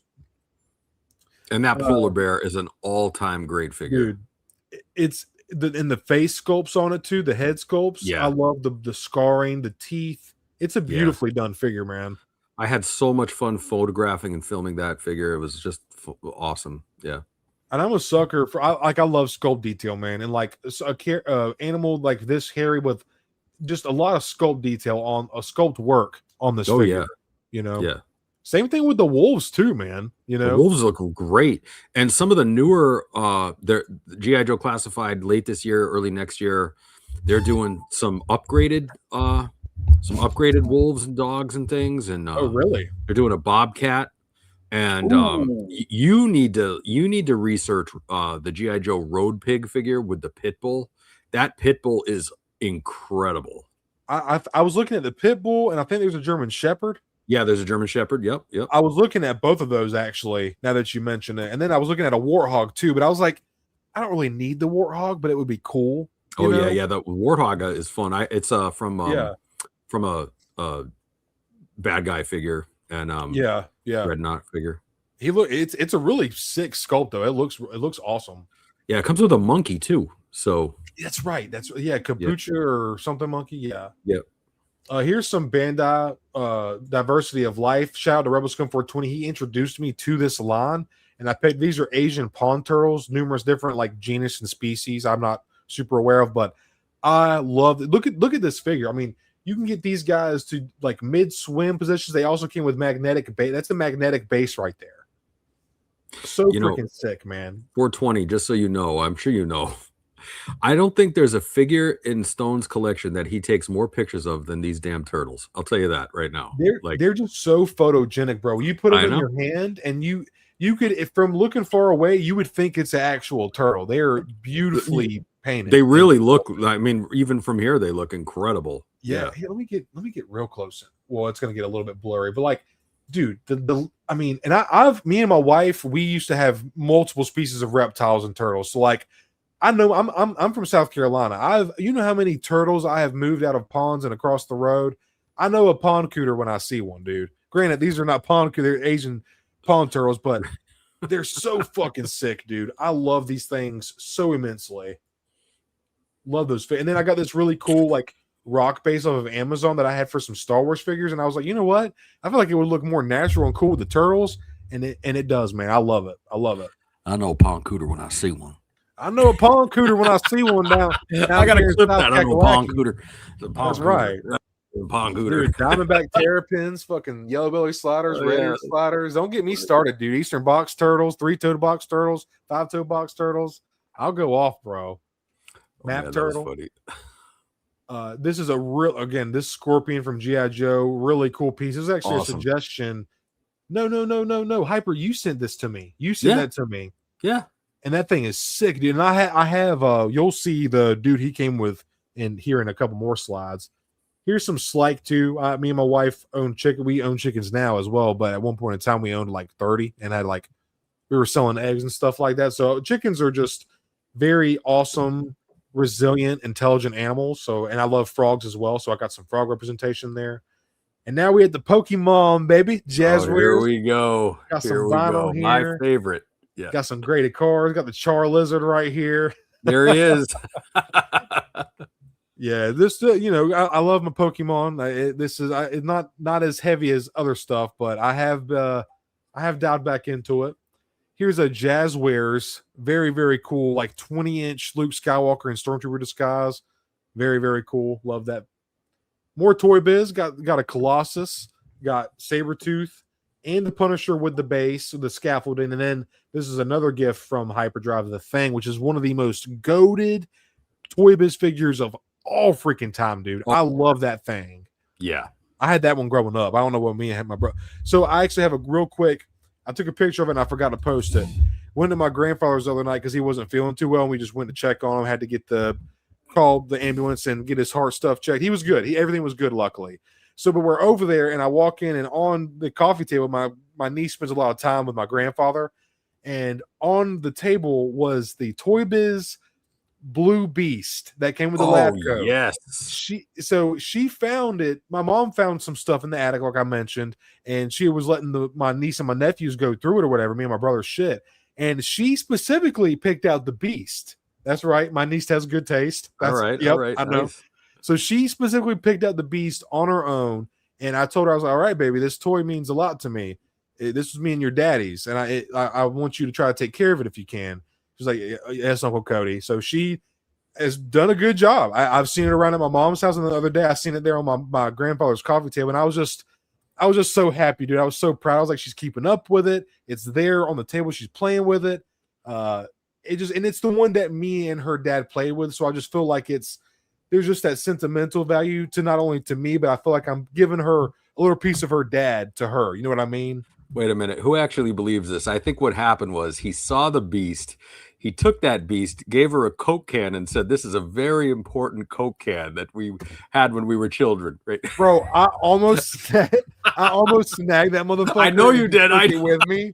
And she was like, she straight up asked me, Uncle Cody, can I have this? I was like, fuck, bro. Of course you can. Like, hand that over to Uncle Cody right now, dude. What the hell? I'm gonna hand that shit to Uncle Cody right fucking now. You give that. No shit. I give my nieces and nephews hell, bro. But like, I'm also easily the coolest person they know, so I can get away with it. Right. Oh yeah. Like they know I collect action figures and I have tattoos and like I'm just Uncle Cody. I'm the rowdy cool uncle. So I love that, dude. I fucking love that shit. That's hilarious. Diver Devourer, what's up, man? We're gonna stay, Hey, man. we're gonna stay clear of all any situations outside of figure collecting. Nothing against you or anything, Diaper Devourer. We just want to get away from everything, man. So thank you for hanging out with the show. We appreciate you being here, but we want to try to stick away from any kind of weird topics, if that makes any sense, man. Yeah. Uncarded Review says share the hobby with the next. Absolutely, Uncarded. Totally, man. Yep. So let me keep scanning through these real quick. So here's some of there's the guy that came with the Scorpion. Love this figure. Got a little bit of G.I. Joe representation here. Yep. So this is why I'm excited for DC to get the Mattel license, because these Ultimate Edition wrestlers, articulation and accessories is freaking awesome. So I'm hoping they can just take what they do here and apply it to DC characters. That's what I'm really hoping Mattel does. Same here, man. Yeah. Great looking figures there. More Pokemon representation, a lot of battle packs, stuff like that. I won't spend too much time. Now we're getting into my bucket collection. I got the Scout Trooper here, one of the best Black Series buckets that you can get. You can typically find it on sale right now, $80 to $100. Really good steal. Also got some Carbonites right here. These are really cool little 3D printed or wooden cores that are made by a buddy of me and Hyper's called, his name is Vincent, and he owns a company called Carbonite. So they're about $15 per case, and you can get 6 of these things in a box. Go check them out. He's really awesome. very cool stuff. Yeah, very good dude. Yeah, really cool dude. Here's a little bit of Mandalorian and Grogu. Got the Black Series bucket right here. This is a little Ducky from Hyper himself from ICC Con. Different. That's where Black it went. Figures. Oh yeah. Hold on here. I'm sorry. That was in my backpack. No. So, anyways, I don't know what duck you're talking about, dude. In your backpack? I thought that fell out, dude. Oh, I grabbed it and meant to give it to you. Right. Oh, sorry about that. Yeah, I know how it is. Yeah. Uh-huh. Yeah. It all happens. Anyway. So Yeah, right. But no, cool shelf. Got the Mandalorian and Grogu popcorn bucket right there. Seen it with my wife, my niece, my nephews. That was their first Star Wars movie in the theater, so it was a pretty special moment as well. This is a Wrecker helmet. This is from my good friend Curtis Miles. This is from my mom's husband, Marauder Magic. Love this freaking helmet. It was like it was made for me, dude. This is the figure that got me to open to be a loose collector right there. This is the exact figure, man. So I got a Ula right there. I have some 2 Epic Force figures, SM33 Vader that was given to me by Hyper. More Carbonites right there. Here's a Marvel Legends Daredevil. I love. Wait a minute. Whoa. That Vader, your mother won that Vader in a giveaway, man. She gave it to her. She said, "Oh, you have it." I was like, okay. All right. Sure. Well, yeah, I'll confirm. Never got to her. Yeah, I'll confirm it with her. I'll talk to her about it. I'll handle it. You don't have to worry about communicating. Right. Now, I love my Daredevil shelf. This is actually a knockoff bootleg, but it's a damn good. That figure is better than almost any Marvel Legends, and I am not shitting you. Fleff Toys Daredevil. 3 3/4 stuff. Here's some stuff that me and my brother used to have growing up. Also, some other pieces. These dioramas you see in the back were made by Hyper. Got some archives sneaking around back here. I love these little pieces. Among the first kind of stuff that Hyper gave me when we first met. So I love these pieces, dude. They actually mesh pretty well together, too. Yeah. Got my Commander Cody bucket. I love this helmet. Commander Cody's my favorite clone. Got more Carbonites, Order 66, some Cody representation with Kenobi right here. I think these Carbonites go with this helmet pretty well, in my opinion. Got one of the most iconic designs in all of cinema or pop culture. Got one of the best buckets ever. It's a little bit of it's not the best bucket. Design-wise, it's a little bit of a dated one, but it still holds up well. Got some Black Series flanking it right here. Got some Death Troopers, Paz Vizsla with a Death Trooper helmet. That's another epic piece. Was that my first helmet? That might have been my first helmet. I'm blanking. Anyways, another goated Black Series piece, if you ever want to get into helmets, is the Captain Rex helmet, flanked by some of the Black Series Red Box figures. Another one of my favorites, I scored this in Tennessee at ICC Con in 2025. Came with the coin. You got some Black Series flanking it, some vintage hanging off there in the back. There's the Phase 1 right there. Here's a diorama I made. This is one of the first ones I ever did besides my Geonosis. Shout out to Hyper for getting me into diorama making. About time for me to do another. 89 Keaton quarter scale NECA Batman. I'm going to try to start rifling through these pretty quick, y'all, because it's It's pretty extensive. Here are the first 3 Black Series figures I ever got, and this is my first Black Series figure ever. This was given to me by a family friend. Shout out Nate Coker. Appreciate you, man. This is a family, like I said, family friend that gave me this figure after my family and I lost my brother in the hit and run. And this figure set me on the course of collecting and on a mental health journey. So I'm very thankful of where I am now and that I'm here with all of you and with Hyper and chat and everything, and my wife and my family. So these are the first 3 figures I ever owned Black Series. So I got them in some cases. They will never leave my collection. This is actually a custom retro card. I got this from Hyper. He got this for me at ICC this past year. This is a retro collection Grogu, and I love this custom card back so much, man. So that will always stay out too. Freaking awesome, isn't it? I know. I love it's so unique, dude. It's so unique. It's awesome. I regret that. It's mine. It's on loan awesome. To the Stone Mandalorian collection. It's on loan. I gotta give it back. You know. Yeah. Hey, appreciate you for understanding. I know you're pretty chill, Devourer. We appreciate your understanding, man. Thank you. Oh yeah, man. And you know what? Endor Dude is totally right. You can put Stone Cold on any shelf because Stone Cold said so. That's why, right? But Stone Cold fucking said so. Yeah, but you know, absolutely. Put Stone Cold in anything. G.I. Joe, Pokemon, whatever. Yes, sir. It's all good. Yes, sir. Indiana Jones, that'd be fun. You know? 1 beer, 2 beer, 3 beer. And then just smash the beers. Yeah, exactly.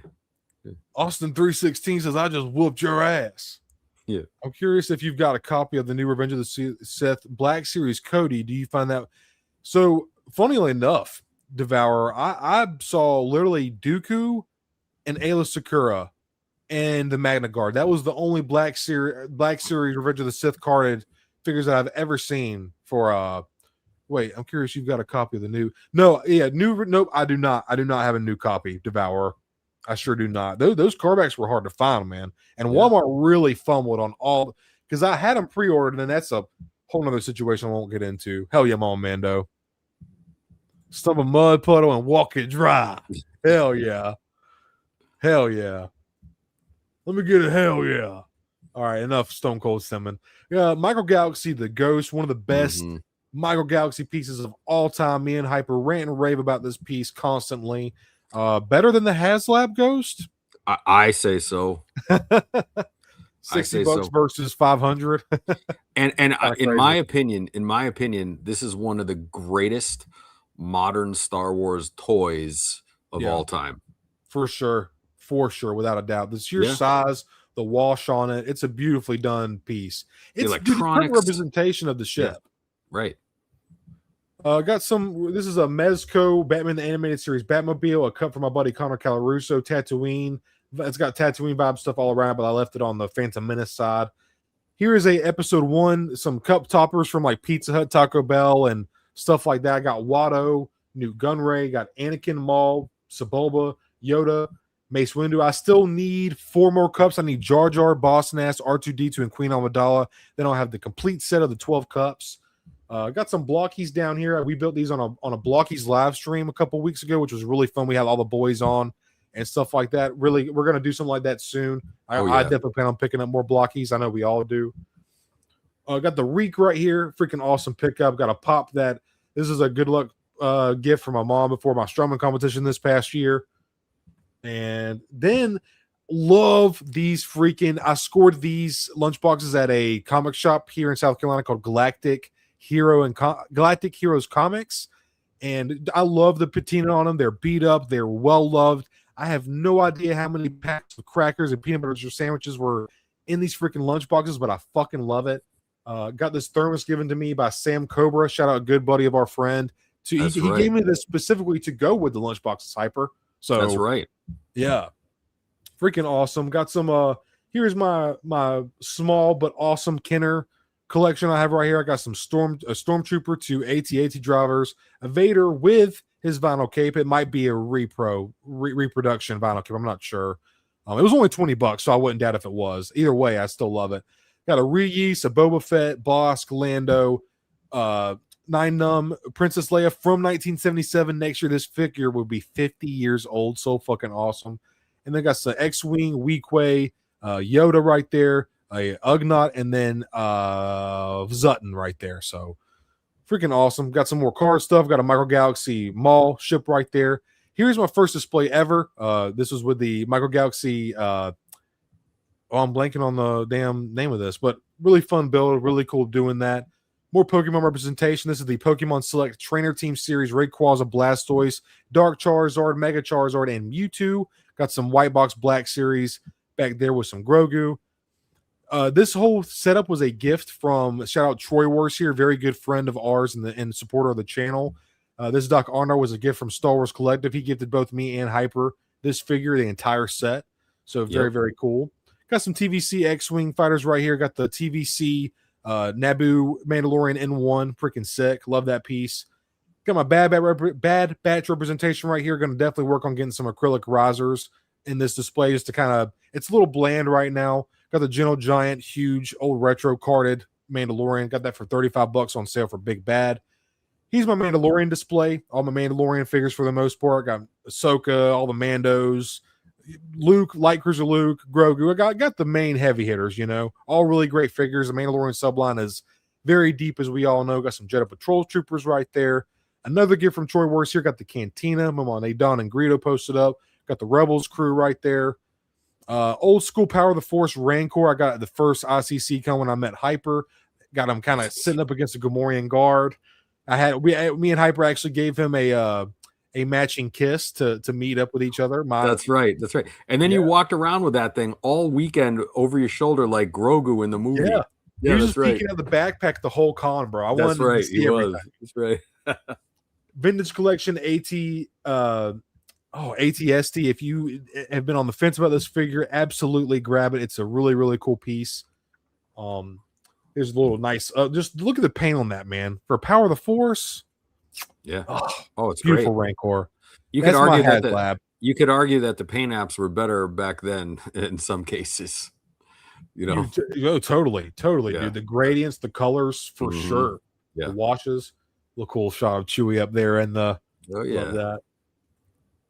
Little Return of the Jedi representation. This is a 3D printed Death Star by my buddy Justin. Shout out Peril Photography. Check him out on Instagram.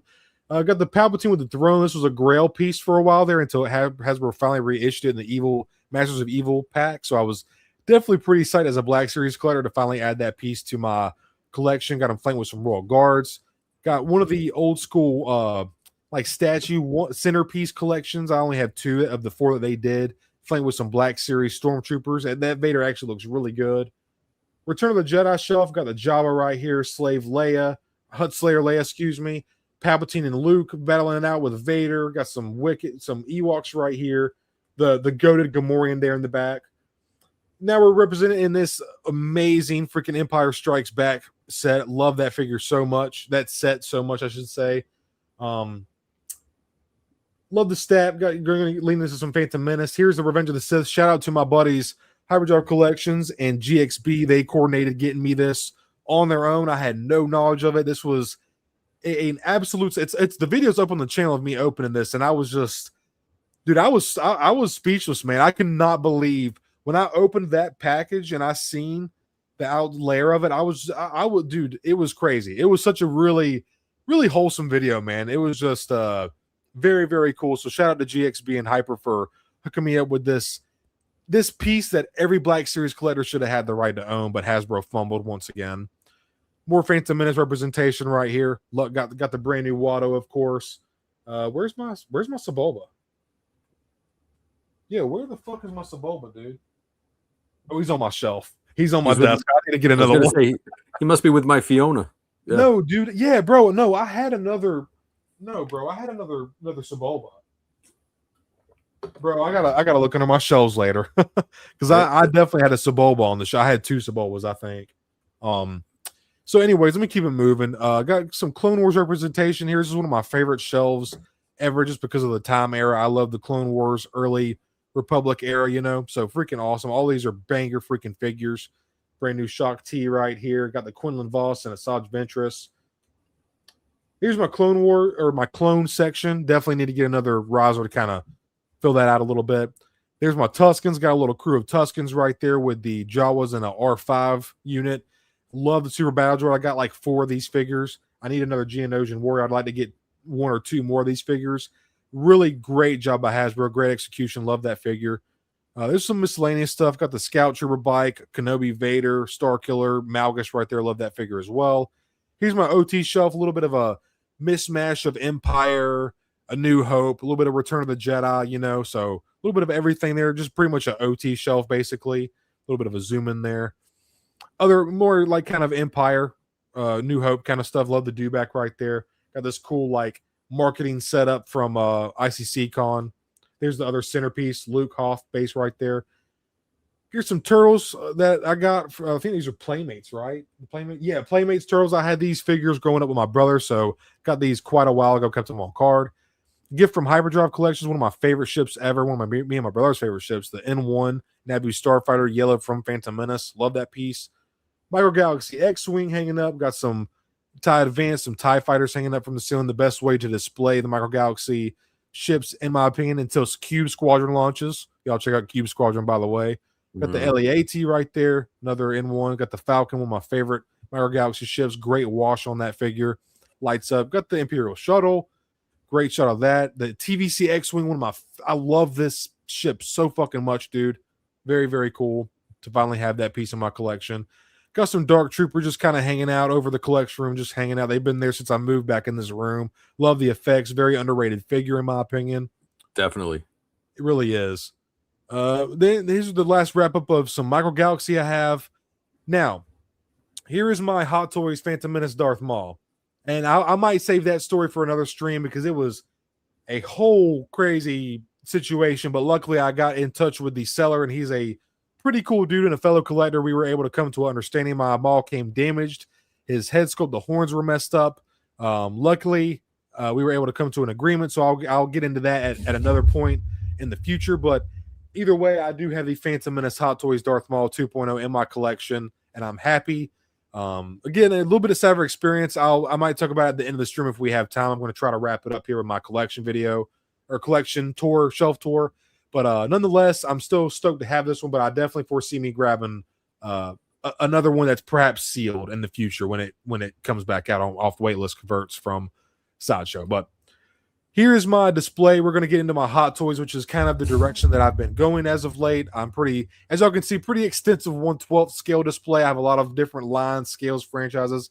So I'm kind of leaning into Hot Toys as of late. I'm really just kind of like the quality over quantity. I'm really satisfied. There's still some stuff toy-wise and 1/12 scale that I'm going to pick up, but really kind of leaning into the 1/6 scale side of things as of late. So here's a early shelf of my kind of like Clone Wars. Got the Here, I'll just kind of scroll through these. Just added this to the shelf this past weekend. Got the Clone Wars. Got this at ICC-Con this past year. Concept art Darth Maul, from a friend of mine, Skywalker Hendricks. Shout out to him. Thank you so much, man. This is a piece I did not know I needed in my collection, but oh my God, is it just such a beautiful, stellar piece. I love the detail that it has. Just a really... like I said, just a stellar piece, man. Very, very cool, ornate looking piece. Savage Press, this was a surprise figure that I did not expect Hot Toys to do, really, until they've been doing a lot more Clone Wars stuff, so I knew it was coming, but man, that figure is just insane. My first Hot Toy ever is the Clone Wars Darth Maul. This was a gift to me by my cousin Brandon. Shout out to him. This is what got me down the Hot Toys rabbit hole. Just, I mean, look at this freaking figure, man. It is exceptional, dude. Look at the teeth. Absolutely amazing awesome. figure. Thank you so much, man. Worth every freaking cent, man. Savage, I just love Zabrax. So, little nice close up of Maul there. Just insane. You were just never disappointed when you open up a Hot Toys, man. If I'm being honest, the experience is unmatched. You were very, very seldom disappointed when opening a Hot Toys. So. Oh, no, Brian just says, I'm still wondering what the alarm was going off for Hyper. Did you ever figure it out? Yes, I have a little refrigerator upstairs in my kitchen. It's like not the main fridge, but it's like a drinks fridge. Yeah. And for like the last hour, I had been hearing like a beep, beep, beep, and I just didn't close it all the way, but it was kind of driving me nuts. So I just went up and it was just closed. So that's what it was. So gotcha, anyways, dude. Oh yeah. It's amazing, Mom. It really freaking is. It's insane what they're able to do at this scale. It just the tailoring of the soft goods, the stitching, the likenesses, the weathering effects. It's just quality over quantity, man. But yeah, we're getting about here to the end, y'all. I'm trying to wrap it up so we can finish off the show. We got one more thing we're going to talk about with Hyper's Fondjoy obsession. This is a figure, one of my favorite designs, let alone for Mandos, but just in all of Star Wars. Love the Super Commando, the Mandalorian, if you will. Freaking epic figure. I love. That's probably the best Mandalorian Hot Toys has done, in my opinion. I love it so freaking much. Mm-hmm. Cody 2.0, shout out to Star Wars Collective. Got a pre-order for this, ended up not wanting it. Asked me if I wanted to take up the payment for it. We were able to work out a deal and got my favorite clone with an amazing Tamora Morrison likeness, man. It looks just like him. So very pleased with this figure. Revenge of the Sith is an awesome film, and I'm a prequel baby all day. So Death Watch Mando, this is my second hot toy ever. Got this at Hyper, like I said, at the con in Tennessee, ICCC con. Love that figure, man. Very, very underrated Mandalorian figure in general. Just add this one to the display, to the collection very recently within the last month. Got the Durasteel Mando, arguably me and Hyper's favorite look for the character, or his debut look. Not Love even arguably. That is my favorite look. Yeah. Hell yeah, brother. Yeah. It's bounty hunter as fuck. It really is, man. Yeah. Don't get me wrong, the Beskar look is sick. Like I love the Beskar, but bro, there's just something about that just screams. Okay, I'm taking you in. Yeah, hold on, you got to put GXP's most recent comment. Cody, could you go back to the 237th? Yeah, for sure, dude. Hold on 1 second. Yep, I got you, dude. Right. I got you. Just kidding. There it is. Seriously, dude, I'm telling you, I had like over 100 pictures for this shit. It's crazy, man. So, hey, y'all say shelf tour. I don't take that lightly. Y'all getting it, baby. Oh, man. Y'all getting it. He understood the assignment, right? Yeah. Yeah, that's right. I understood the assignment, man. I wanted an A+, overachiever. Right. Exactly. But yeah, I love that. It's also been a while since I've done a deep dive, so it's been fun. Love this Durasteel. Such an underrated Hot Toys figure. It is dated. Came back out in like 2019, 2020, something like that. So, but still, I feel like it really holds up well, even with all the advancements in technology. Love that figure. There's actually a gift from Hyperdrive. Got the deluxe. I had no idea what was coming. I had been talking to him about picking up everybody knows, all the regular Stone Troopers, our friends, they know how much Mandalorian and Grogu means to me as characters. So I was like, okay, yeah, I want to get the Hot Toys versions of them because the representation is just immaculate. And I was like, oh yeah, I think I'm gonna get that Hot Toys Deluxe with Grogu. Da, da, da, da. Next thing I know, this motherfucker pops up in the mail. I mean, you're talking about best friend ever, dude. So just love this piece so fucking much, dude. And that's actually the cool thing is this deluxe came with 2 Grogu. So this Grogu that y'all see sitting in the pram is sculpted to sit in it. And then the other one, this is the one that came with it. He was able to stand, and I threw it with the Durasteel. So what I'm thinking about doing, y'all, is putting the sand base with the pram with the Durasteel look, because he was a little bit younger and he was trying to keep him safe and stuff. So, and then putting the one with him standing with the Beskar one. That was when he was more capable and helping Den out, stuff like that. So thank you so much, Brian. Bro, I would not have it any other way, brother. I love it. It's ball busting at its finest, brother. I love it. I love it's funny, though, just piggybacking off of Brian, I'm watching this collection tour and I'm like, oh, I regret giving him that. Oh, fuck, I regret giving him that one too. Man, I missed that. I missed that. The next time I'm just going to be like, I'm just going to scan that over and be like, yeah, I bought this. I bought that. Hyper wishes he had it. Everything that was a gift from you, I'm just going to be like, yeah, Hyper wanted this, but I bought it. Yeah, right. So love that piece. What the hell is up with this picture? That was supposed to be a good image of Grogu there, but and then getting to the last little bit here. Here's my last acquisition, I guess you could say, besides my Phantom Menace Darth Maul hot toy. And here's my McFarlane statue representation. Got Logan, got a graded Spawn comic. This is issue 1, 1992, motherfucker. And just love Daredevil, Spidey. Got the Secret Wars representation right there as well. Got some close-ups of the comics and the statues. This Magneto one goes hard with the cell shading, dude. Yeah, that's a good one. Yeah, Magneto's sick, dude. Like, look at just like, bro, that shit, that is fucking sick. Yeah, that looks really good with the white eyes and the like gritting teeth. I love it, dude. Love it, love it, love it. So there's the Spider-Man, and all right, y'all, that is my whole collection. So is that it? Everything. That's it, dude. I know it sucks. I know that's it, dude. So I wanted to show y'all a picture of how that box fucking arrived to me, dude. Hyper arrived open. Like again, I've come to me and the seller come to an agreement. We worked it. It was clearly the post office, dude. That motherfucker was on the porch, open. Maul was on the top with barely a layer of bubble wrap over him. Horns were all damaged, all fucking damaged. Whoa, yeah. All the accessories, the lightsabers, the hands were not bagged. They were all in the bubble. Somebody opened that thing, dude. Because I'm like, clearly this is somebody who doesn't understand or respect Hot Toys. This must be somebody who bought one or two and just like, okay, I'm got to get rid of this. Right. But then you see the seller. He's sold like over 730 items. Then he contacts me on Instagram, which I thought was a little bit weird and unusual. Like I didn't reply to him back on Mercari about the issue or whatever. So then he found me on Instagram, which I was like, okay, bro, you got to chill out a little bit. Ended up sending the pictures. He's actually a really cool guy. He's got Instagram too. He's got like 5,000 followers.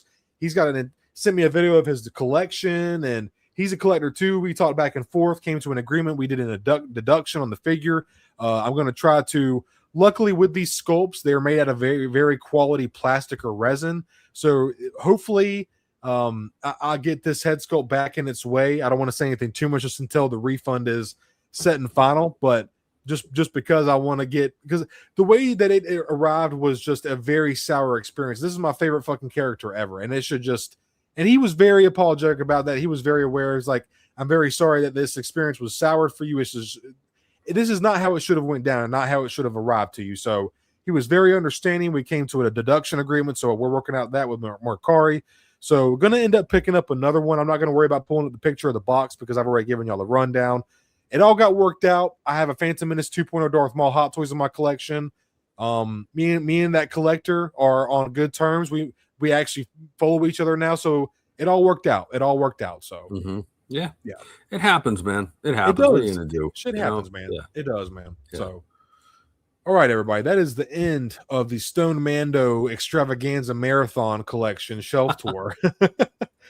do you want? We got 210. Do you want to go off through your Fondjoy stuff? What do you feel like doing, brother? I'm down for the ride. What do you say? So we can. You know what? It's been 2 hours and 10 minutes.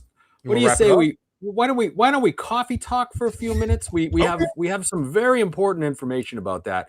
We'll save the Fondjoys for another time, man. We'll save the Fondjoys for another time. That's cool, man. We can totally do that. So let me just say before you hit this, there is leaves are falling already up here in the Northeast, in the Great Northeast, and so there's also a changing of the guard, so to speak. We're now going from like blueberry coffee and summertime coffee into pumpkin spice season. We're already 2 weeks into pumpkin spice season up here. So having said that, hit it, man.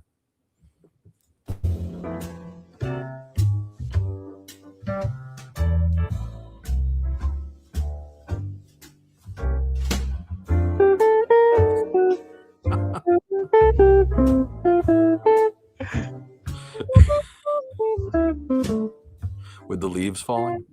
It's so good, dude. Okay.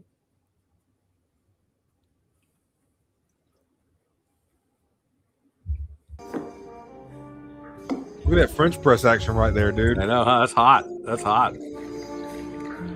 Check this out. Ready? The first pumpkin spice of the season right here.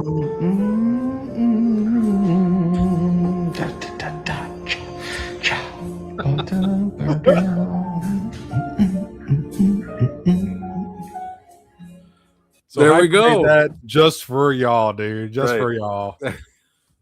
So happy pumpkin spice season, everyone.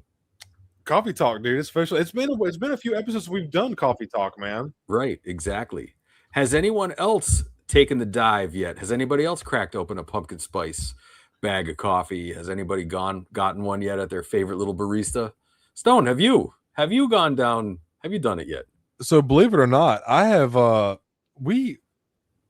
I haven't really, dude. I've just been making at home coffee. It's just been, man, money. I'm not gonna lie. Just let's get real quick here. Not super crazy. Money's just tight right now, dude. And with me, I've already started down back on my purchasing. I'm getting more into Hot Toys. So like my purchasing has turned into payments, but it's like it's gonna be worthwhile. So it's I have not been buying coffee just because, man, $7-8 for a cup of coffee now. Like it's just.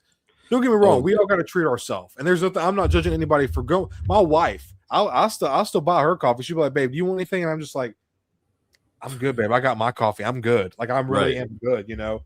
Because sometimes they'll make it right, Hyper, and I'm like, oh fuck yeah, this is so good. But then when I get that shit and it's not fucking good, I hate paying $7 for a half-ass made coffee, bro. Because it's like that's $7 that I could have had, man. You know, it's just like call me cheapskate. I don't know what it is, bro. I just like I'd rather make my coffee at home with my French press, my espresso Starbucks dark roast, and my brown sugar, brother. That's all, and my milk for cream. Well, you that's know, all I need. Endor dude is spitting facts. He goes, you know, you get the pumpkin, you know, and you get the jazz going on in the morning, and it's below 50 degrees, and that is a good way. That is the best day in the world. But you have to remember, up here we're already hitting like it's like 63 degrees in the morning when I wake up. I mean, it's cool. It's so cool. Nice. Oh, it's man. cool. So, you know, like I get the French press going, and I get my bag of pumpkin spice, and you know how it sort of steeps for a little while, you know, and you get it. Oh, like, yeah, dude. Oh God, that smells so good. Yeah. Hello, fall. I try to steep my coffee unless I'm in a rush and I'm really just like ready for a cup. When I pour my water into my French press, I don't push the stopper down. I'll pour it in and I just set it on top. And I'll let it sit, bro. I'll let it sit as long as 5 minutes sometimes, you know, especially if I get the water boiling hot. Let that really stick. You don't want it. Some people are real particular. They don't like their water boiling hot because it can burn the beans, yada, yada. But I really want that bean to soak into that water, and the hotter, the better, honestly. I'm not saying fucking roll and boil every time, but get it to a nice, good, bubbly temperature. Pour it in there, let it sit for, you know, anywhere. I would say at least let it sit for a minute and a half, a minute and a half, just to really let it steep. But I'd say as long as like 5 minutes before it starts to cool off too much. But yeah, I'm with you on this. And you know, Brian is already saying it's 54 in New York State where he's at right now. Yeah, it's dropping, man. It's definitely dropping. Oof, yeah, that's hunting weather right there, dude. Yeah, man. I bet Brian's in his house. He's curled up with a cashmere blanket, you know, reading a book early in the morning, you know, all cozy over there. Can't you see it? Star Wars blanket and all, dude. He's got the Star Wars blanket. It's like a Wookiee blanket, you know, like curled up in there. What's your joke, Mama Amanda? What you got? Oh, what you got? Got a joke for us? Mama Amanda says brown shaken espresso with coconut milk and toasted coconut shavings on top. You know, that sounds awesome. Okay, that is wow. That sounds so good. Wow. Hell yeah. Okay. All right. Endor says he's got the Ninja coffee machine. Man, it makes way better coffee than Starbucks. I have that as well, man. I have that as well. We've featured that actually in another live. That's right. But yeah. I'm sometimes French pressing. Yeah. Sometimes you get a good barista, man. They just do it right. But then if you get a slack one, it's just slack. It is what it is, you know. I agree. You know, you got to look for your person, right? I understand. That's understandable, Endor, dude. That's because it is kind of a process doing a French press. You got to heat the water, ground up the coffee. It is a little bit of a process, right? Yeah, we're ready for I had a dream last night. I was a muffler. Okay. Lay it on us, Mama Amanda. What you got?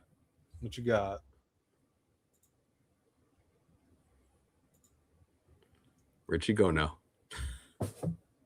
She's gonna come here. Matter of fact, I am gonna pull up this one. Oh, wait a minute. I woke up exhausted. Oh my okay, God. Wait a minute. All right. Jesus. You got me with the dad joke there. Mama Mando hit me with the dad joke right between the eyes. I love that joke. I love it. Jesus. Oh yeah. Nice. You're embarrassing me. I was trying to find.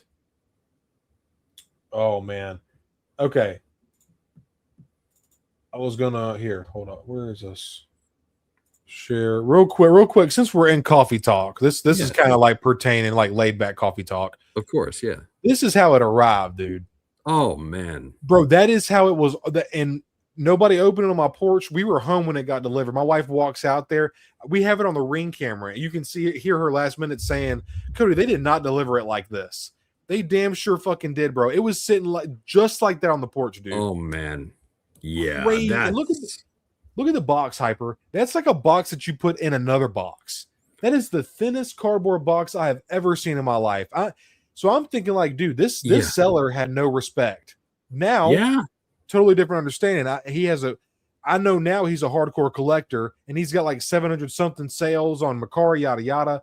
This was, I don't know what happened, but clearly this was the post office, dude. Somebody opened my shit up for whatever fucking reason, Right. and did not put it back, dude. And that's not it, bro. That's not it. So look at that, dude. That is trash. It just thrown in there, bro. Yeah. Yeah. I was devastated, bro. I was freaking out. Dude. When did this all go down? This happened Thursday. Okay, so this is new. Yeah, this is new. Yeah, dude. Oh, that's tough. That's tough, man. So, like, where is it at? So, this was the head sculpt, and you see that bend on there. Yeah. Oh, yeah. I can probably find a better picture of it. Honestly, Box looks like it fought in the Clone Wars, dude. Dude, you're not lying. You are not lying. Crazy shit, man. I was trying to find a picture of that. Here we go. Hold up. Like, look at how far over that was bent. It was just laying in the box, dude. It was not. The head sculpt was not wrapped. And when you get a Maul from Hot Toys, like when I opened up my Clone Wars Darth Maul with the Solo likeness, yeah, they have a piece of foam pressed against into the horns, bro. There was nothing. And then look at this one, dude. See how this horn is like curved over? Like, see how this? Look at that, dude. Yeah. That's So again, this was not the seller's fault. We have come to an agreement. This was not his doing. This was clearly the post office is doing, man. So I don't look at that. That's insane, bro. And when he was being a little snarky at first, the seller was, but I understand because I'm sure he's used to people trying to scam him or whatever like that. So look at that, bro. Even this one, that's bent. That's a $300 figure that should have not have been happened to. Oh yeah, no. Yeah. So no. Again, I don't want to say anything else just yet before the refund takes place, but I will just say that things have been worked out, and I will not be returning it. I'm going to be keeping it, so that should say something. I'll get it when I get the refund. I'll speak more about it. That's what I'll say. But I mean, look at him. He's fucking amazing. He looks. I mean, it is plucked out of Phantom Menace. After the night, because the night of, I was pissed, bro. I was fucking pissed. I was very upset. Just very, very underwhelmed. I mean, getting a Hot Toy is an experience, dude, and it was just an experience that was stolen from me. I feel like, not to the seller himself. We figured it out, but it's just like, man, it's. Sorry, y'all. My damn cat is behind my closet. Penny, what are you doing? Penny, sorry, y'all. My bad. I got the she's banging on. So like, I don't even know what's going on, dude. ADHD. Anyways, after letting it settle with me for a little bit, and I wasn't as sour, and me and the seller talked a little bit, I feel a lot better about it. The likeness is one of their best. It's a beautiful head sculpt. Looks just like Ray Park. It's one of their best head sculpts Hot Toys has ever done. Some of the best soft goods ever. The pleating on the robe is absolutely beautiful. Everything from the cloak to the like comma piece, all of it is wired. So beautiful. It's an exceptional figure. And after everything's said and done, I'm very happy to have it. But like I said, I will probably end up picking up another one just to kind of. I don't want that to be my experience opening up my favorite character. So I want to get one that's sealed and just kind of cleanse that experience from my collector soul, because it was just. When you get a Hot Toy, you're expecting it to be something special, let alone when you're getting a Hot Toy of your favorite fucking character. I was just so I mean, I spent a lot of money on this figure. This figure just came out last year. It's a 2.0. It's highly respected, and it's a very loved figure. And it was going for, you could not find this figure, the standard version, for under $400. So when the Shadow Lord version dropped, the price for this one started to kind of climb down. Now it's looking about relatively normal. So this one was about 100, 150 over retail. The one with the bike, which retailed for 400-ish, was going for like 500, 600. Now that both of those prices have started to die down, that's why I wanted to jump on this when I could. And that's the chance you take when you buy loose. And I would recommend from this going forward. Again, this was no fault to the seller. This was clearly the post office, but I would recommend, from my experience, stay away from buying loose Hot Toys unless it's like an armored character. This is probably one of the worst characters you could have put into a fucking box loose. It's a character with pointy fucking horns, you know? So at the end of the day, I'm satisfied it is what it is. I'm gonna quit bitching. Right. That's why I display one at a time, and I keep the boxes as pristine as I can, because that way I know I can control it, you know? Yeah. Well, you know, speaking of, so just curiosity, we've been doing collections and coffee and all this stuff. So let me ask you this, like in the morning, like on a Sunday morning, you wake up tomorrow morning, right?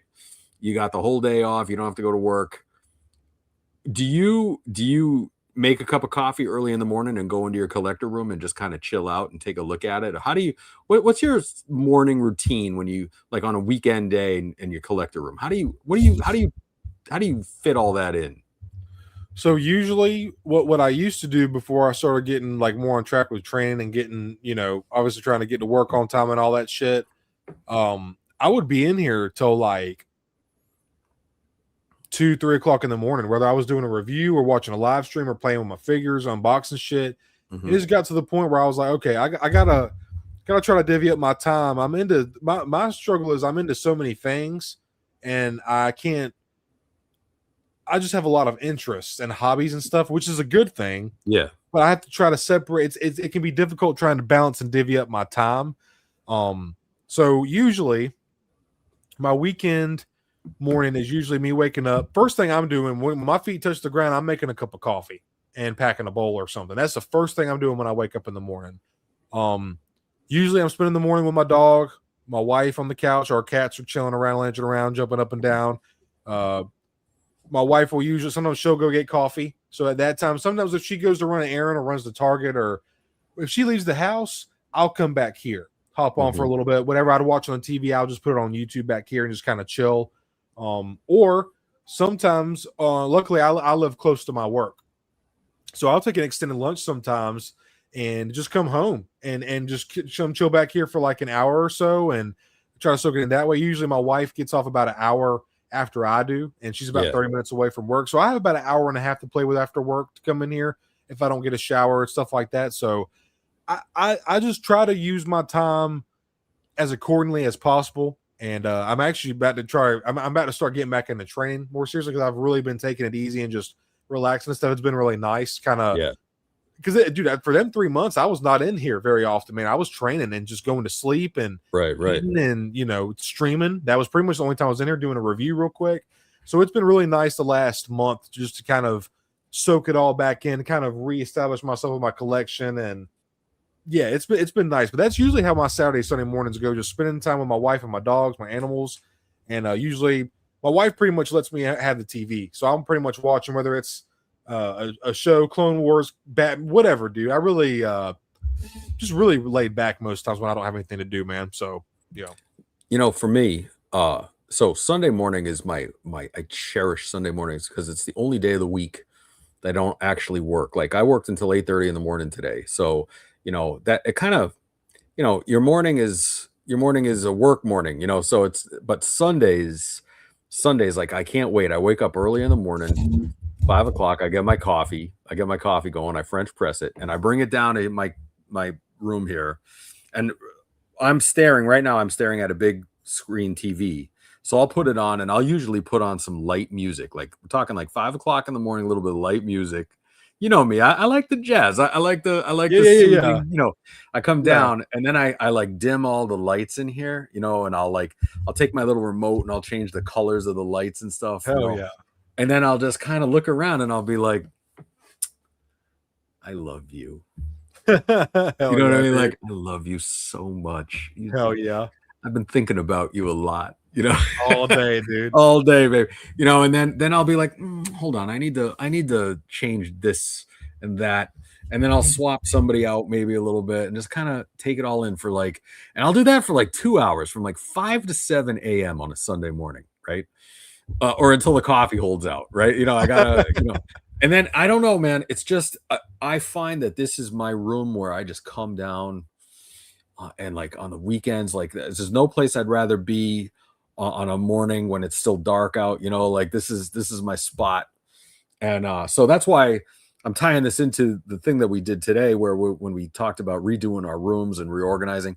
I feel like every season that comes by, I kind of reorganize it for the changing of the season and get ideas for like, what am I going to do in here for Halloween and stuff like that, you know? And I just love it, man. I love the way I've got it right now. And I find it relaxing and calming. And, you know, I don't know. I feel like that's why, you know, we started this whole thing talking about Hasbro and all of this. And I look around here and I'm like, you know, I don't need much more. I can enjoy everything I have, Yeah. you know, and feel comfortable. If I were to croak tomorrow, I've built a beautiful collection that I really am happy with. I won't really be too disappointed if, you know, if I never bought anything again, I'd still have plenty, you know, and I feel good about that, you know. So no, you've curated a beautiful collection, man. You absolutely have.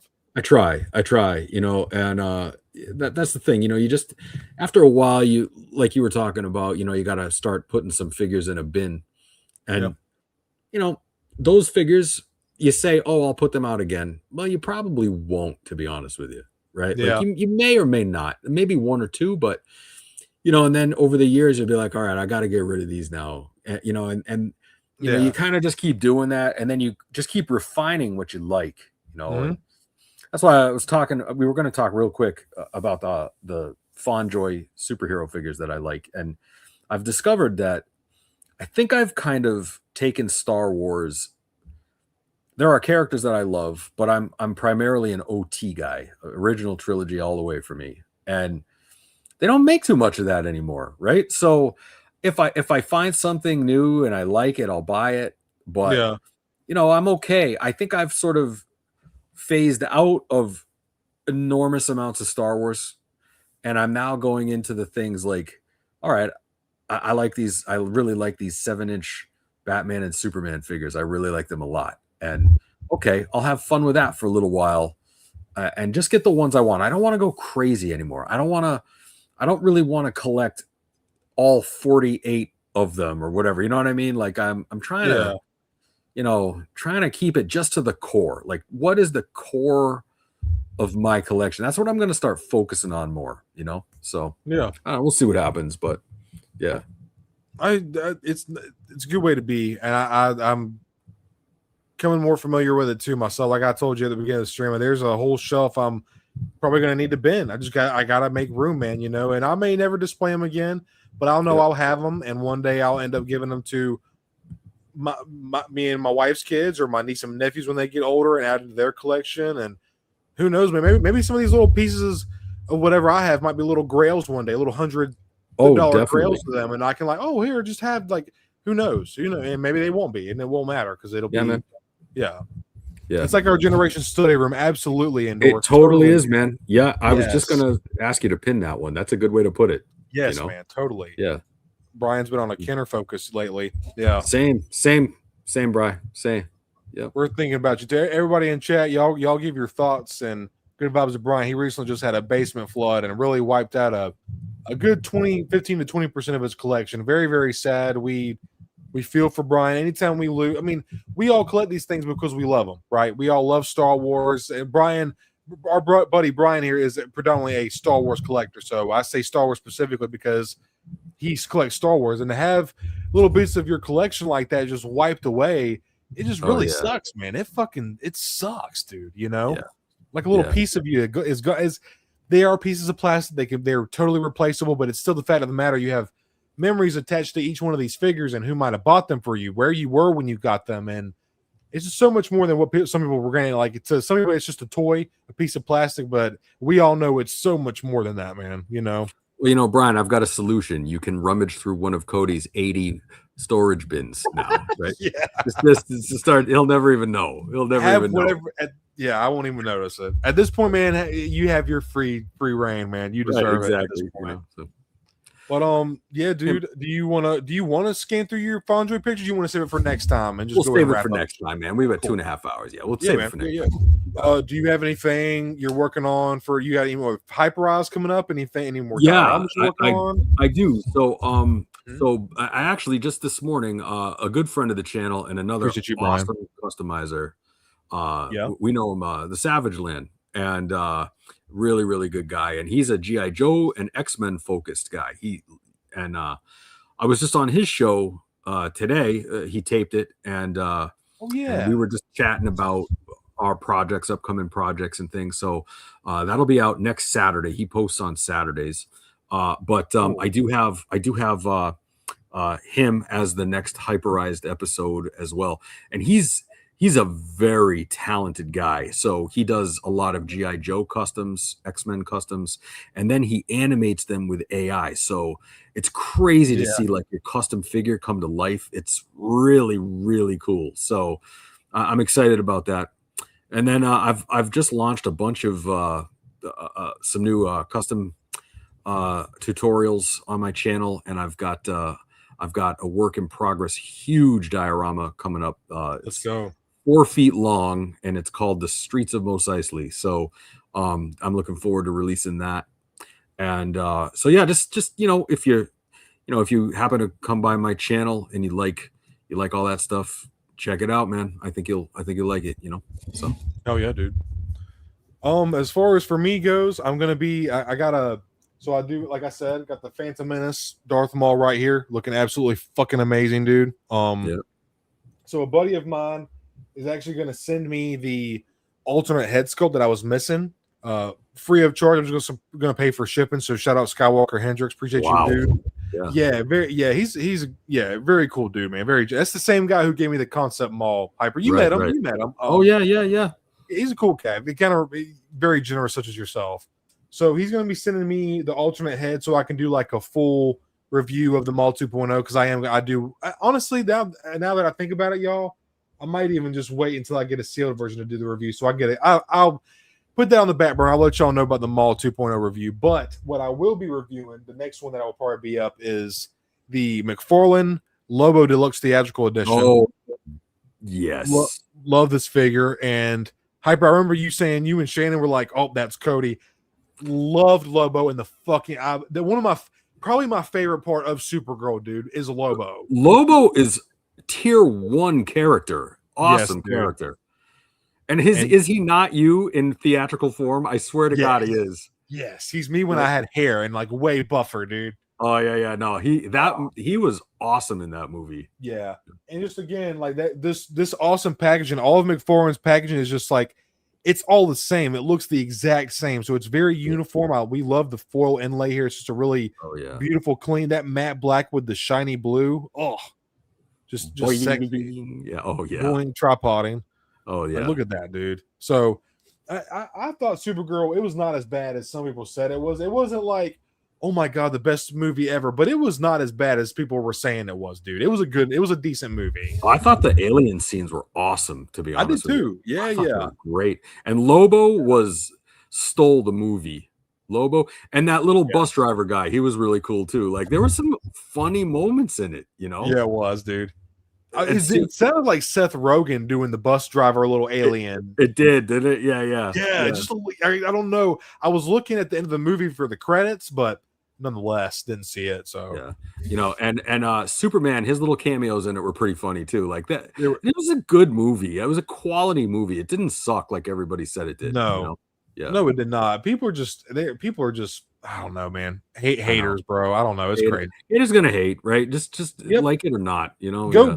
Only thing me and Hyper can say is, for anybody that might be watching, go see it for yourself. Any kind of movie or review. You can't trust these influencers and online reviewers because they're all paid to say shit and they get endorsed. They're either going to super overglaze it or they're going to absolutely shit on it. They haven't even seen the movie. So we can always just say, man, the best thing you can do is just go see it for yourself, really. Right.